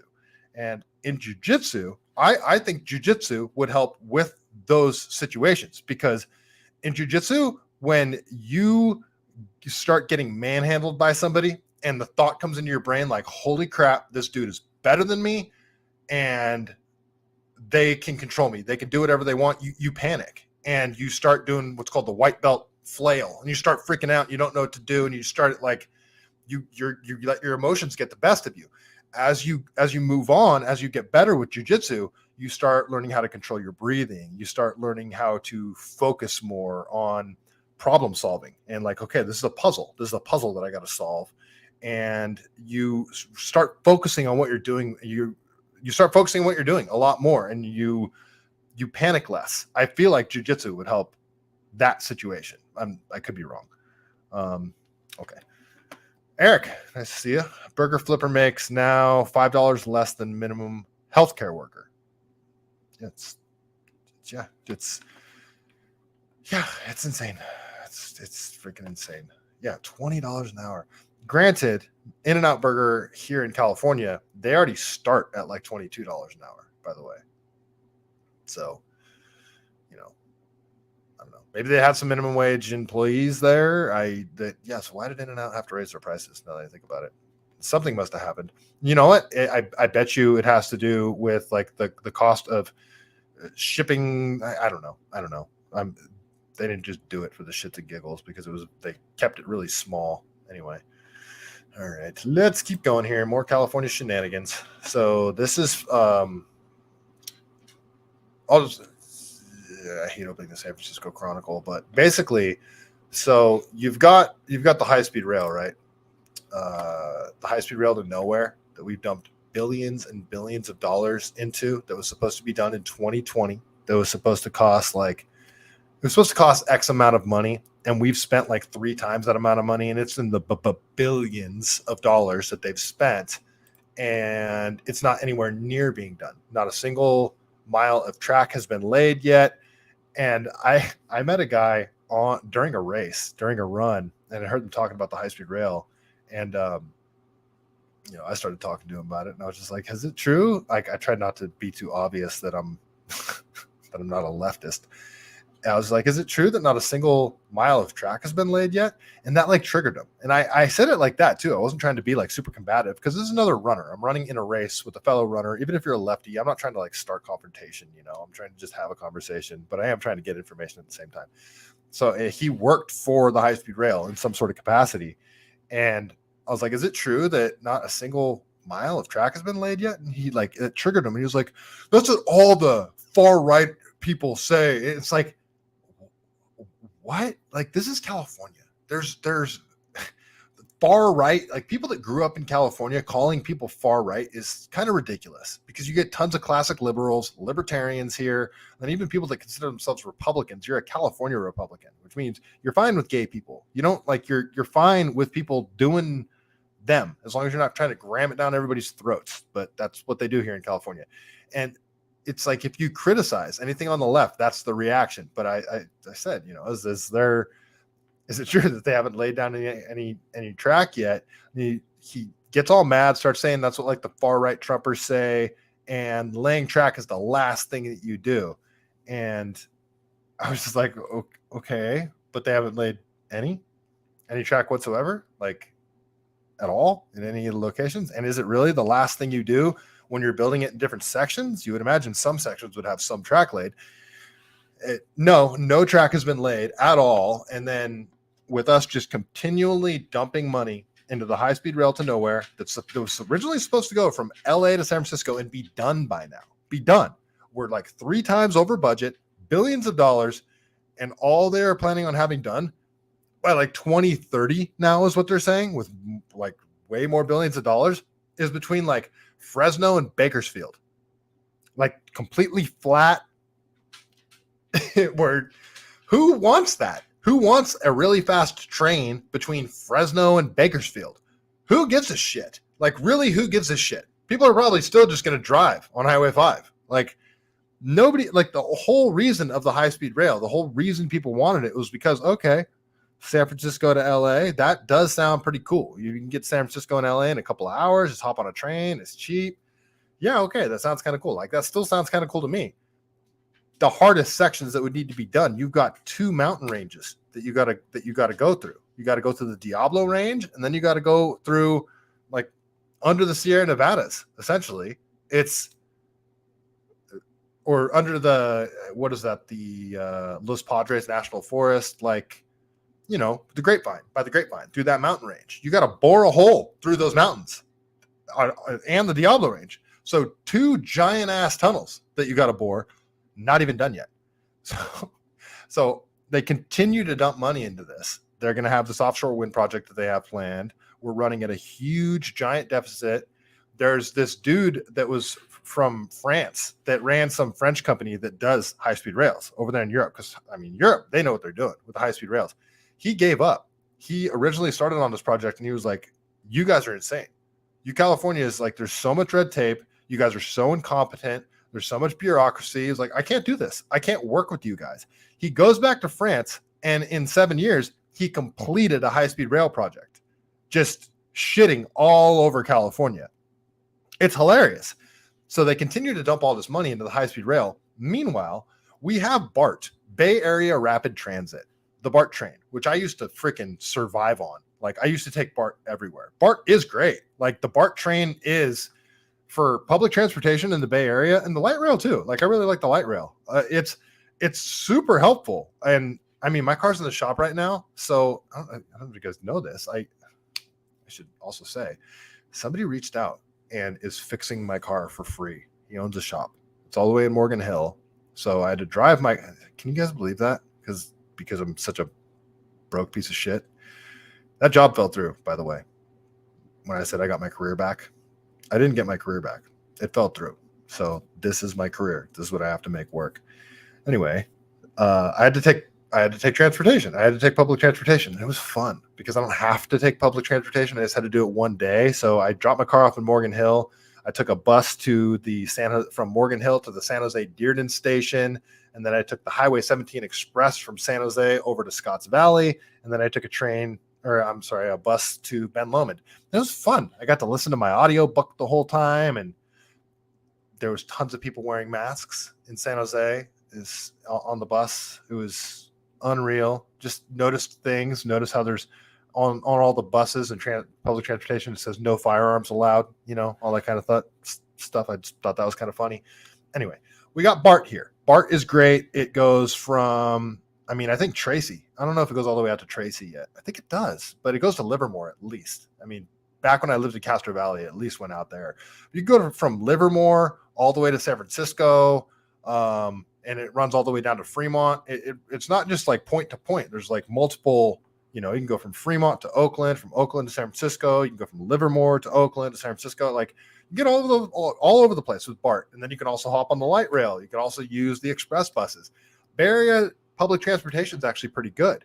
All the money that we're dumping into the high-speed rail, we should be putting into existing Bay Area public transportation. That's if you're going to take the tax dollars and I don't want them to take tax dollars as it is. We'd all have much more money and be able to afford stuff. But if they're going to take our tax dollars, they should, and put it into transportation, they should be putting it into our existing transportation infrastructure that works really well. Like the BART train, the light rail, the express buses. And since COVID really took money away from them because they're not getting the fares and stuff and things have gotten more dangerous, you get a bunch of more crazies on the trains. Maybe we could start getting more security, have more cops. BART has their own police, BART police. They have their own, like they're not, San Francisco police or Fremont police. They are BART police. They're actual cops that work for BART. More BART cops. Like you could take that money and you could make BART safer so people are more likely to use it because a lot of people still don't want, they're like, I ain't using BART. It's disgusting. You get people smoking fentanyl I don't know if you smoke fentanyl, injecting fentanyl. You get people shitting and pissing all over the place. It's disgusting. Like the stuff coming out of BART. Scott Wiener still uses it. He takes selfies on BART. But point is, they're wasting all this money on the high-speed rail. And now, this is from the San Francisco Chronicle. It says, here's how bad BART's operating deficit will be and what it means for riders. For the last 5 years, BART has relied on federal and state assistance to keep its trains running as steep rideshare declines sapped its fare revenue because of lockdowns, because of California lockdowns. And why are they getting federal assistance, guys? You guys, the rest of the country, your tax dollars are going to California public transportation. Just so you guys know. Federal dollars. Why? But the regional rail agency will soon run out of the $1.9 billion in subsidies as forecasted as $26 million operating deficit in 2026 fiscal year, which begins in July 2025. According to BART's latest budget projections, and that deficit is small compared to the massive $349 million shortfall that BART projects for the fiscal year of 2027. Holy crap. At the heart of the issue is the steep decline in ridership that caused fare revenues, which accounted for 70% of the agency's operating costs in 2019 to shrink by more than half in 2020. Oh, I wonder what happened. The lockdowns destroyed so much. So rideshare, just people stopped using BART. It destroyed trade industries as well. Like, do you think people were building conference rooms? That's what I did. I was in commercial when 2020 happened. I was building conference rooms for the tech company, where everybody comes into one room and has a meeting. Yeah, all that disappeared. You think they still haven't recovered? The tech companies still haven't recovered. I think there's still people working from home. So it destroyed so many jobs. The lockdowns destroyed so many jobs, like permanently, not coming back. Keep going. While ridership noticeably increased through the early 2023 from historic lows at the height of the pandemic, it has been mostly flat since last summer. BART's ridership remains at about 45% of 2019 levels, while trains carried over 400,000 people on weekdays. Official reports expect marginal growth in the coming years, with trains carrying between 159,000 and 189,000, not even half, riders during the busiest days of the week by 2026. Rising labor costs compound the agency's financial challenges. BART officials project about $97 million, expect about a $97 million increase in labor and benefits costs over the next 2 fiscal years. Benefits costs. Oh, state mandated benefits costs that are affecting state programs. How ironic. Inflation and rising power costs are also projected to stress BART's budget. The $26 million budget hole next year marks the beginning of the often mentioned fiscal cliff that BART and other Bay Area transit agencies face this decade. Officials at agencies like BART and San Francisco Municipal Transportation Agency, MUNI, have for years braced for the onset of the massive deficits they say could destabilize the region's transit network. Oh, it's falling apart. Those doomsday visions have yet to materialize. Oh God, Gavin is freaking destroying this state, like every aspect of it. They need to shut down, like right there, it should be like, all right, we're shutting down the high-speed rail project. All money going to the high-speed rail is going back into our public transportation. We have to save our public transportation. The high-speed rail project is a pipe dream. It's never going to happen. Just bite the bullet. Say we're at least say we're going to halt the project for now. We're going to reallocate all those resources to our existing public transportation infrastructure. That would be the smart thing to do here. Okay. The agency received $1.6 billion from the federal government between 2020 and 2022, and it's improbable a split Congress will approve more aid to the nation's financially struggling transport operations. Yeah, why? Why would the federal government bail this out? This is California's problem. And with California facing its own massive budget shortfall, state lawmakers are unlikely to sign off on more subsidies to transit agencies and the high-speed rail project. BART has held off on cutting services or reducing its workforce, using federal and state aid to offset prior shortfalls since the pandemic. The agency, for example, plans to use $326 million of those funds to stay in the black in fiscal 2025. If they have to fire people and cut jobs, that means they're going to have to cut how many buses and trains are going. And it probably means it's going to make stuff less safe too. If you got to operate the train with less operators, you're probably going to be sacrificing safety at a certain point. BART projects a net increase of 46 employees next year and is running more train service than it did before 2020, when it had more than double the ridership. What? Why? Agency officials have hired more police officers, cleaners, and frontline workers over the past year in an effort to improve safety, cleanliness, and reliability on BART. The agency is also replacing entry gates across the rail system to deter fare evaders. Okay. The agency is so it sounds like BART knows what they're doing, but Gavin just keeps screwing them. Like BART's doing everything they can to keep trains running on time, keep people from, fare evading, keeping the place safe, keeping the place clean. It looks like BART itself is doing everything that they can, but Gavin just keeps screwing them, and the legislature and the Senate. The agency is relying on deferrals to shrink its deficit. Officials propose deferring $74 million to its priority capital program, which funds high priority capital projects over the next 2 fiscal years, like the high-speed rail, as well as indefinitely deferring allocations to its pension trust that help reduce BART's future pension liabilities. Oh, dude, take it from people's pensions. Okay. Officials at BART hope voters will approve a regional tax measure expected to be placed on the 2026 ballot. The measure is intended to improve the agency, to provide the agency a long-term subsidy that lessens its dependency on fares and transforms how BART gets funded. Oh, you want to raise taxes. So instead of the state spending less and reallocating resources to where they need to go, you want to take it from the poor and the middle class. Okay, I get it. State lawmakers are considering a bill this session to allow transit agencies to place a funding measure on the ballots across 9 Bay Area counties that would ensure at least $750 million annually in operating funds for BART and other operators. SB 1031. Oh, you guys look that one up. I could click on it here. I'm not going to, though. SB 1031 also includes a study to consolidate some of the region's 27 transit agencies. Consolidate them. That doesn't sound like a great idea. BART is largely banking on the passage of the 2026 tax measure. There it is, tax measure. They want to raise taxes. That's their plan to bail out BART, is the people of California. That's their plan. So instead of ending the high-speed rail project, taking the money out of Gavin's slush fund, they're going to raise taxes. That's their plan. Then they're relying on this. So if BART's relying on this and it's super important, guarantee Gavin will make sure that thing passes. That's why we got mail-in ballots, no voter ID laws and ballot harvesting and a month to vote and a month to count ballots and no hand counting ballots allowed because our elections are rigged. Keep going. Even if approved by voters, it's unclear whether that funding would flow before agency leaders have to ponder critical budget decisions.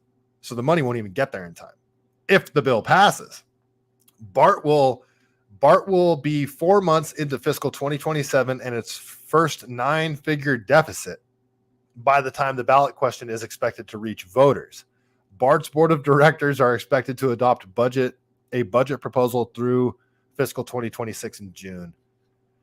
BART is screwed. I don't know what they're going to do. And if it's not just BART, I guarantee you it's got to be, well, San Jose Light Rail is municipally funded, I believe. That comes from like local San Jose funding, I think. I'm not sure. That might be, I don't know. So Muni, San Francisco Muni is probably hurting. The light rail, this BART's in trouble. And who's this going to affect? This is going to affect poor and the middle class. They rely on this transportation to get to work. Like, they're going to raise fares, they're going to raise taxes. It always comes from the poor and the middle class. That's where this money always comes from. And what is this? Socialism. Like, it's socialist policies that make things more expensive because they want to have green energy. They want to make everything more expensive to drive because they don't want people driving. They want people using green energy, even though when that's not available. All this stuff, all these government mandated policies are what makes everything more expensive. More government, big government. What's going to be their solution? Fix it with big government. So frustrating. I'm sorry, guys. This gets me triggered. California triggers the hell out of me. David, Gavin is Nancy's nephew. He's not technically her nephew. He was like kind of her nephew through marriage for a while, but yes, there is. California's been run by like the same 3 families for like almost 100 years, like 80 years. The amount of nepotism in California politics would blow your mind if you go down that rabbit hole. It's insane. Yes, there's like serious, there's mob ties. That rabbit hole is insane. Like, California is such a corrupt state. California government is insanely corrupt. Eric, high-speed rail doesn't make money anywhere. Oh, interesting. But it's cool, man. It's cool, from Fresno to Bakersfield. The RGS. Michael, I'm sorry to say, in today's standards, you're not even a California Republican. You are considered a right-wing extremist compared to today's standard. I don't give a shit. Yeah, it's fine. Call me what you want. I'm a libertarian, man. Terry Wallace. Yeah. What do you mean, Terry? I don't know what you're responding to there. Yeah, your car getting... Oh! Thank you. Thank you, Terry. Yeah, that's cool, right? I mean, super cool dude. Yeah, I can't believe he's doing that. It's unbelievable. The RGS, guys, there's 25 people watching. Hit that like button. Help him with the algorithm. Thanks, RGS. You're always helping a brother out. Jaffa Fuqua, are you gay or something? No, something. I'm not gay though. I'm not. I get accused of it all the time. I used to get called BGM. My friends would call me Big Gay Mike. So, I mean, you just sound like one of my friends now. Are you? Who is this? Chris, is that you? Yeah, I don't know. I don't know who's trolling me in the comments there. All right, we'll keep going. More California stuff to get into. Gavin Newsom. Oh, okay. So let's rewind. Let's go back for. Sorry, hold on. Yeah, let's go back 4 years and see what Gavin Newsom was bragging about back right before COVID started. This is February of 2020. So this is right before COVID started. Oh, just look at this perfect frozen screen right here. Look at Gavin, how he's looking at Tyra Banks and how adoringly she's looking back at handsome Gavin Newsom and his dreamy, his gray fox hair. Look at that. Look how dreamy Gavin is. Look at his hands. Everything about him just bothers the crap out of me right here. But let's listen to what Gavin was saying in 2020 and how confident he was about how our state's being run, the money we have, all that stuff. What a difference 4 years makes. This is back in February of 2020 when he's on The View with all these clucking hens. We've had a rather contentious relationship with Trump from the get-go. Yes. There have been a number of public feuds between the two of you. And at the State of the Union last week, Trump ramped up his attacks on your state yet again. Watch. In California and other states, their systems are totally out of control, costing taxpayers vast and unaffordable amounts of money. The state of California passed an outrageous law declaring their whole state to be a sanctuary for. So he said sanctuary, and Gavin's going to make fun of him for that. I think he was trying to make a joke that didn't land. I think he said stanctuary on purpose, like stank, the stench. I think he was doing that. He might have just misspoke. He might have just said the wrong thing there. But Gavin makes fun of him after that. Watch Nancy Pelosi in the background. Criminal, illegal immigrants, a very terrible sanctuary with catastrophic results. Look at Nancy's face. Yeah, Nancy's face, because it is a terrible sanctuary. Like, sanctuary state, open border policies. You're not going to cooperate with ICE, even when you have violent criminals that commit a crime, and Soros DAs will release them back onto the streets. And when they commit this crime, they can't cooperate with ICE until they are found guilty of a crime. And even then, they're not going to find them guilty of a crime, but even then they wouldn't hand them over to ICE. The sanctuary state things, it's not even just open borders. It's open borders. Come here. We're going to give you everything with California taxpayer money. You can commit crime, and we're going to protect you from the federal government, even though the federal government's now in on it too, because Biden's in office. But that's what Gavin set up. It's a hellscape, and you can get driver's licenses if you're an illegal immigrant in California. You can become a nurse. You can become an auto mechanic. Like, you can essentially be a citizen. You can become a police officer in California. Back check me on all this stuff. This is what Gavin Newsom set up, and he's bragging about all this stuff. All of that takes jobs from Californians. All of that stuff. Nursing jobs, you think those are entry-level positions that nobody wants to work? Remember, that was the thing back in the day when you'd say that illegal immigrants are taking jobs from Americans. And people would say, they're just jobs people don't want to work anyway.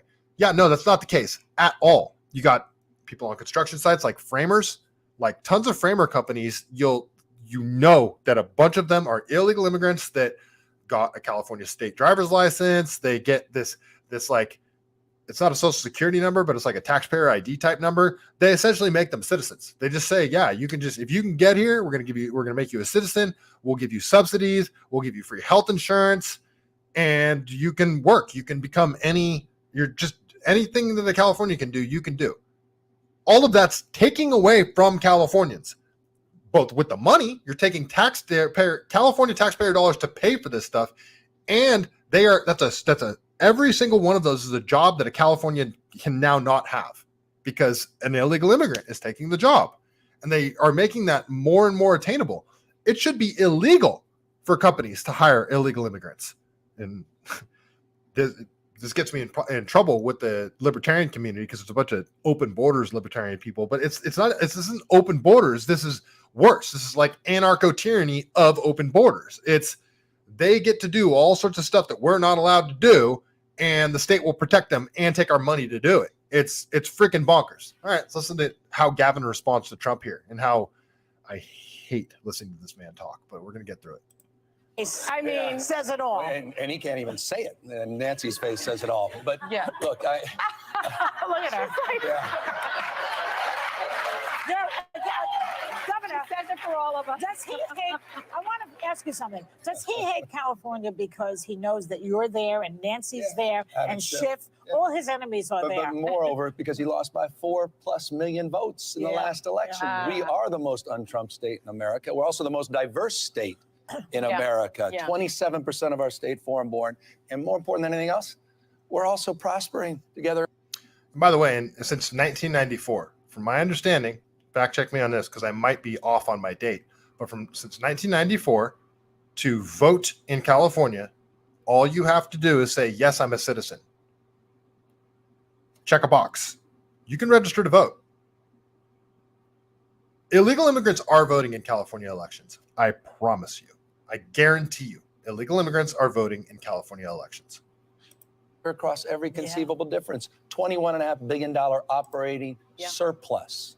Record low unemployment. 1 out of 7 jobs in America since 2011 have come from the state of California. Advancing our low carbon green growth. I can go on. It's hard for him. And we're also suing him. 67 lawsuits. And we're beating him across the board over and over and over again. Can't stand it. Can't take it. Diversity is working for California. Diversity is our strength. We don't tolerate it. And we New celebrate. York also. Diversity is our strength. It's such a dubious phrase because if you go against it, if you say diversity is not our strength, you're racist. Diversity of thought is our strength. Meritocracy is what diversity of thought through meritocracy is our strength. Whatever race, religion, sexual orientation ends up being at the top because of meritocracy, that is our strength. Just saying that you have to meet quotas like diversity, equity, and inclusion, ESG crap. You have to have this many white people. You have to have this many. You have to have this many white people. You have to have this many black people, this many Mexican people, this many people from India, this many Hindu people, this many women. Like when the state starts trying to dictate that and control that, you end this is why the cost of everything keeps going up and the quality of everything keeps going down. Not because of certain ethnicities and genders in positions, but because people aren't ending up in positions because of meritocracy. It's because they check certain boxes that have nothing to do with the job itself. That's not our strength, Gavin. You lying, gaslighting piece of garbage. We're we have that here. But it's America's coming attraction. And we say about our state, New York, you can claim the same. The future happens here first. I think you sound like America's coming attraction. I don't know about that. I think the folks you have this week will be America's coming attraction. But I want folks to have a frame of optimism. Yeah. If you don't like the way the world looks when you're standing up, stand on your head and go local. Because remarkable things are happening at the local level, cities and counties and at the state level. It's not just about Washington, D.C. And California is proof positive, 5th largest economy on planet Earth. Yeah. A nation state with a population larger than 163 nations. And that's how Gavin considers himself. He considers himself like the king of California. This is a nation state. He's the king of California. And he's collapsed this nation state. Everything is falling apart. Everything in California is falling apart. And it's all happened under his watch. Prospering with progressive values, proving, not asserting, these principles work. Progressive, he means communist. He means Marxist. He means socialist. All that stuff wrapped into one. Postmodern gobbledygook. At scale, Trump is scared of California. Yeah, that's true. I can't stand this man. I can't stand this man at all, you guys. I cannot stand Gavin Newsom. We'll keep going here because we got to get into the corruption of California. Man, there's going to be a whole other segment there's going to be 2 segments that I couldn't get into. I'm barely going to be able to finish this segment. Check out the chat here. James Bodie, diversity is ruining America. That's racist, James. That's what they would say. The RGS, I don't know. You say libertarian, but they are fighting against you. Yeah, okay. I on your side, though. I agree with you. Yeah, you're a libertarian, too. You just don't know it. That's what Gary Johnson used to say. No, Gary Johnson. Sorry, I didn't mean to make a Gary Johnson reference. Trigger you libertarians even more. All right, let's keep going. So out in Los Banos, if you guys know Los Banos, tiny little town on the other side of Highway 5, on the other side of the Grapevine there. Not the Grapevine, sorry, the Pacheco Pass. Tiny little, they'd call it a pass-through town. Sorry, Los Banos folks, it's pass-through town. Very small town. This is the level of corruption just in the small town. Just in this very small town in California, this is the level of corruption there is. After all, he got paid $1.8 million. After all, he got paid $1.8 million. And the salary package, I understand, is $265,000 a year. What do you do for the city? I'm just asking. I don't see it.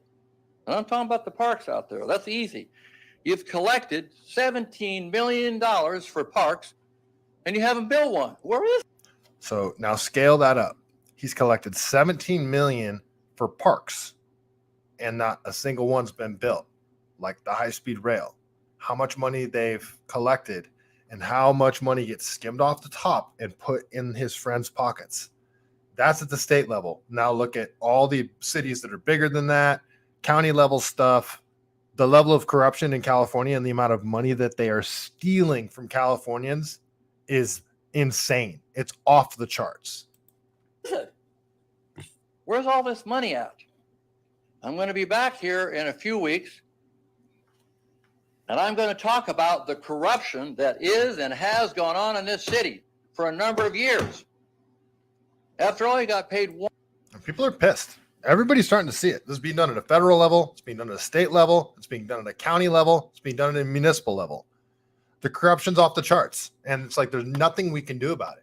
Just we have no control whatsoever, especially in California. Californians feel like they have no recourse whatsoever. Like I said, with the voting. People do not, there's no confidence in our voting. None whatsoever.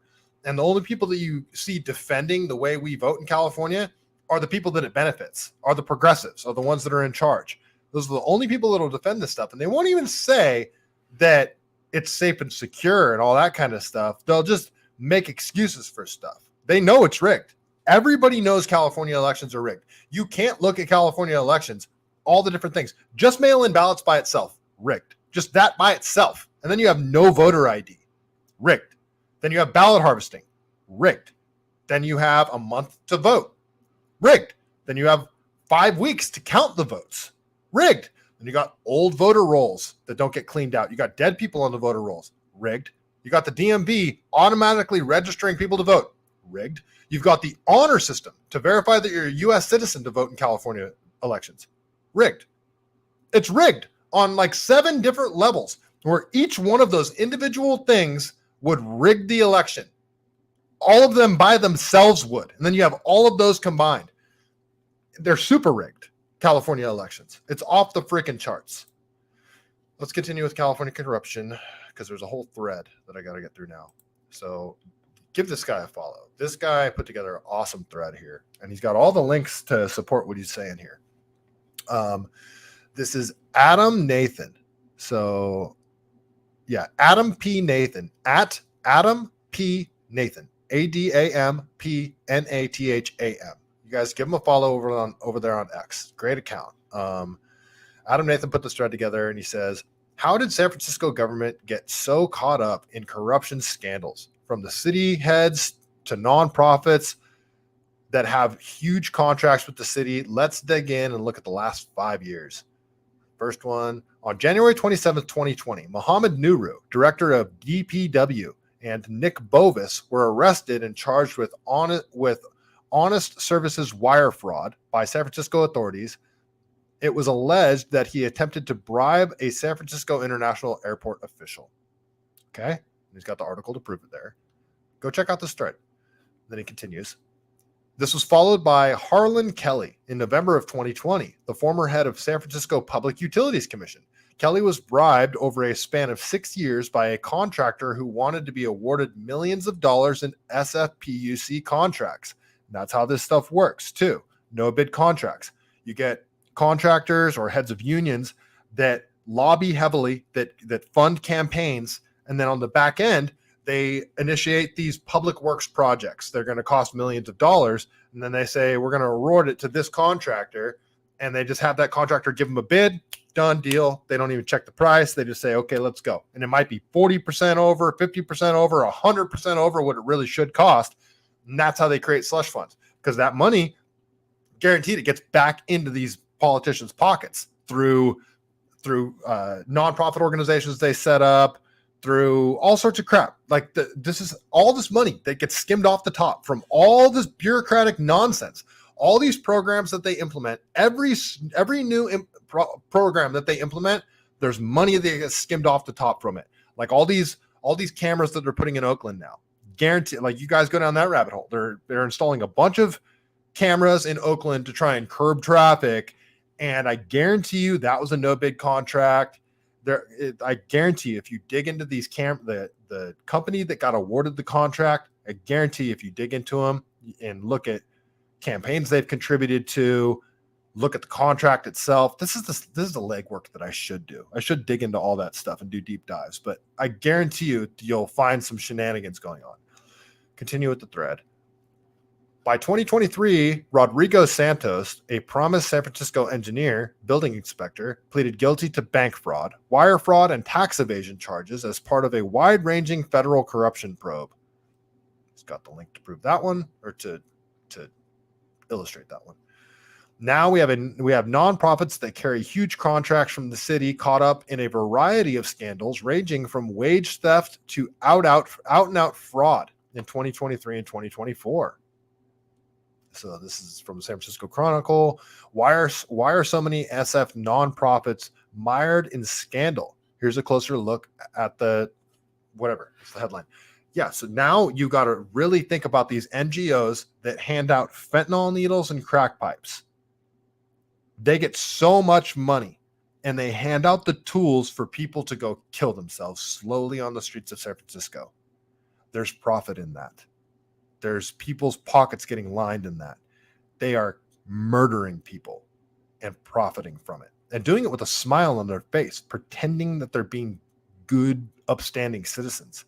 Some of them that are working for these NGOs are just useful idiots, and they actually think they're doing a good job when they're helping in murder is what they're doing. And they're helping line the pockets of these disgusting, corrupt bureaucrats. We'll keep going. The latest in which is HomeRise SF, who in January of 2023 was having parties, limousines, lavish dinners, and issued 118 credit cards to its staff with large credit limits, all off the city contracts. Got an article to support that one. What does this tell us? San Francisco city government is so awash in money and so short on oversight that it basically invites corruption. It gives credence to the term city family and further validates criticism levied on our city. We have an obligation to hold the city government accountable and make them weed out the corruption.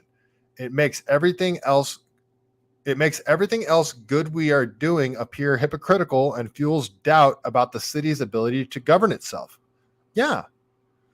We can point fingers and blame, which we do, but it's about the culture inside the city hall that must change. The city family mentality must end. It's time to do right by San Franciscans. Yeah, I guarantee, and it's the champagne socialists, people like Dean Preston, multimillionaires like Dean Preston, that advocates safe consumption sites where people can go to these buildings that look like they're about to fall down. They're covered in fecal matter and they probably stink horribly, and they allow them to just go there and shoot up and smoke crack. They'll allow them to just go do that. They'll give them the utensils to do it. They give them everything but the drugs. And then the drug dealers are allowed to operate with impunity too. Many of them illegal immigrants from Honduras that aren't even supposed to be here, who've been arrested multiple times and then let out by corrupt judges.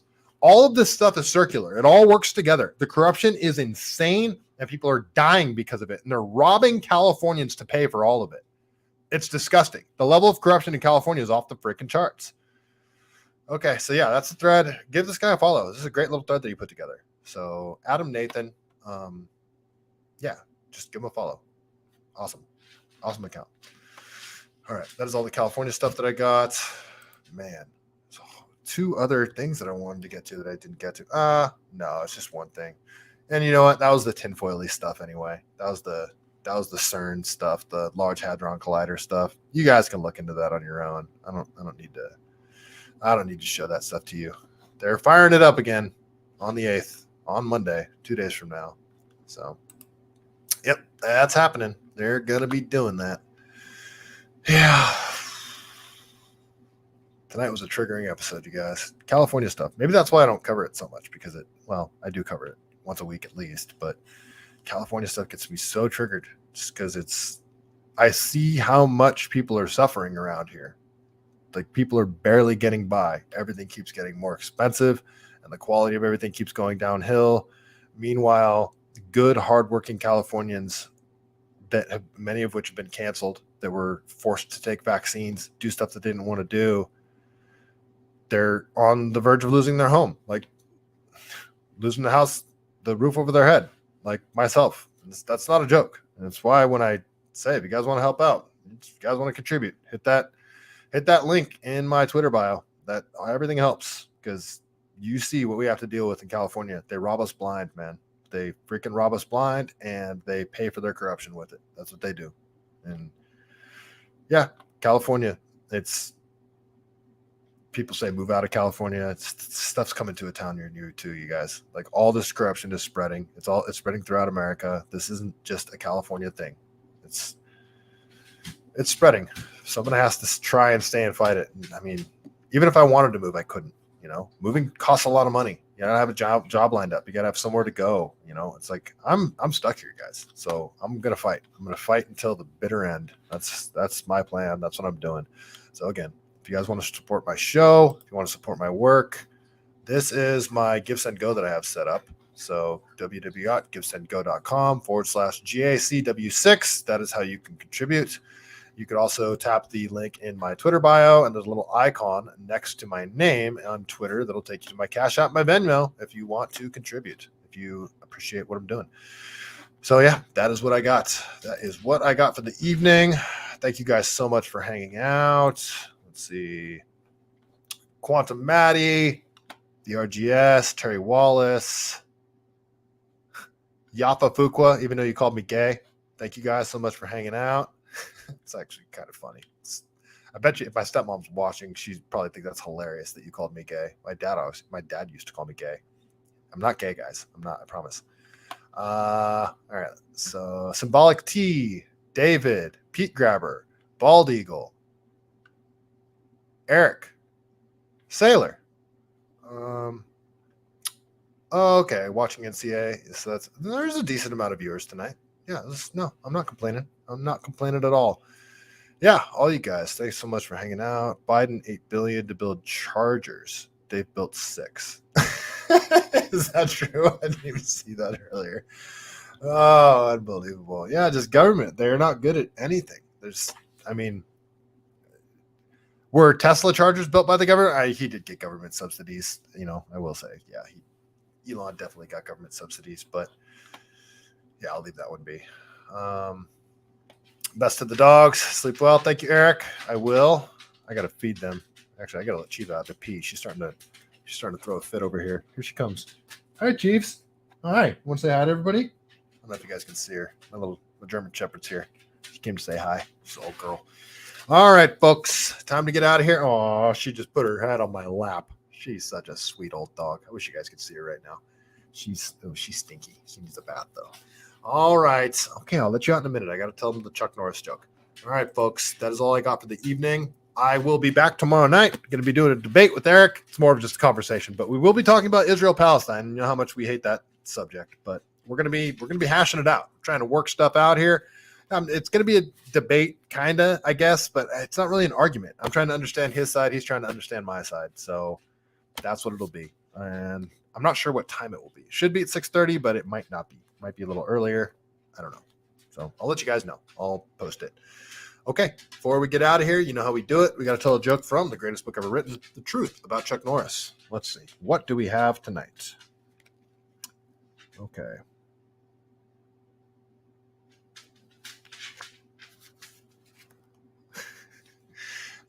All right. Chuck Norris joke of the evening. Here we go. When an episode of Walker, Texas Ranger aired in France, the French surrendered to Chuck Norris just to be on the safe side. And on that note, stay CaliBased.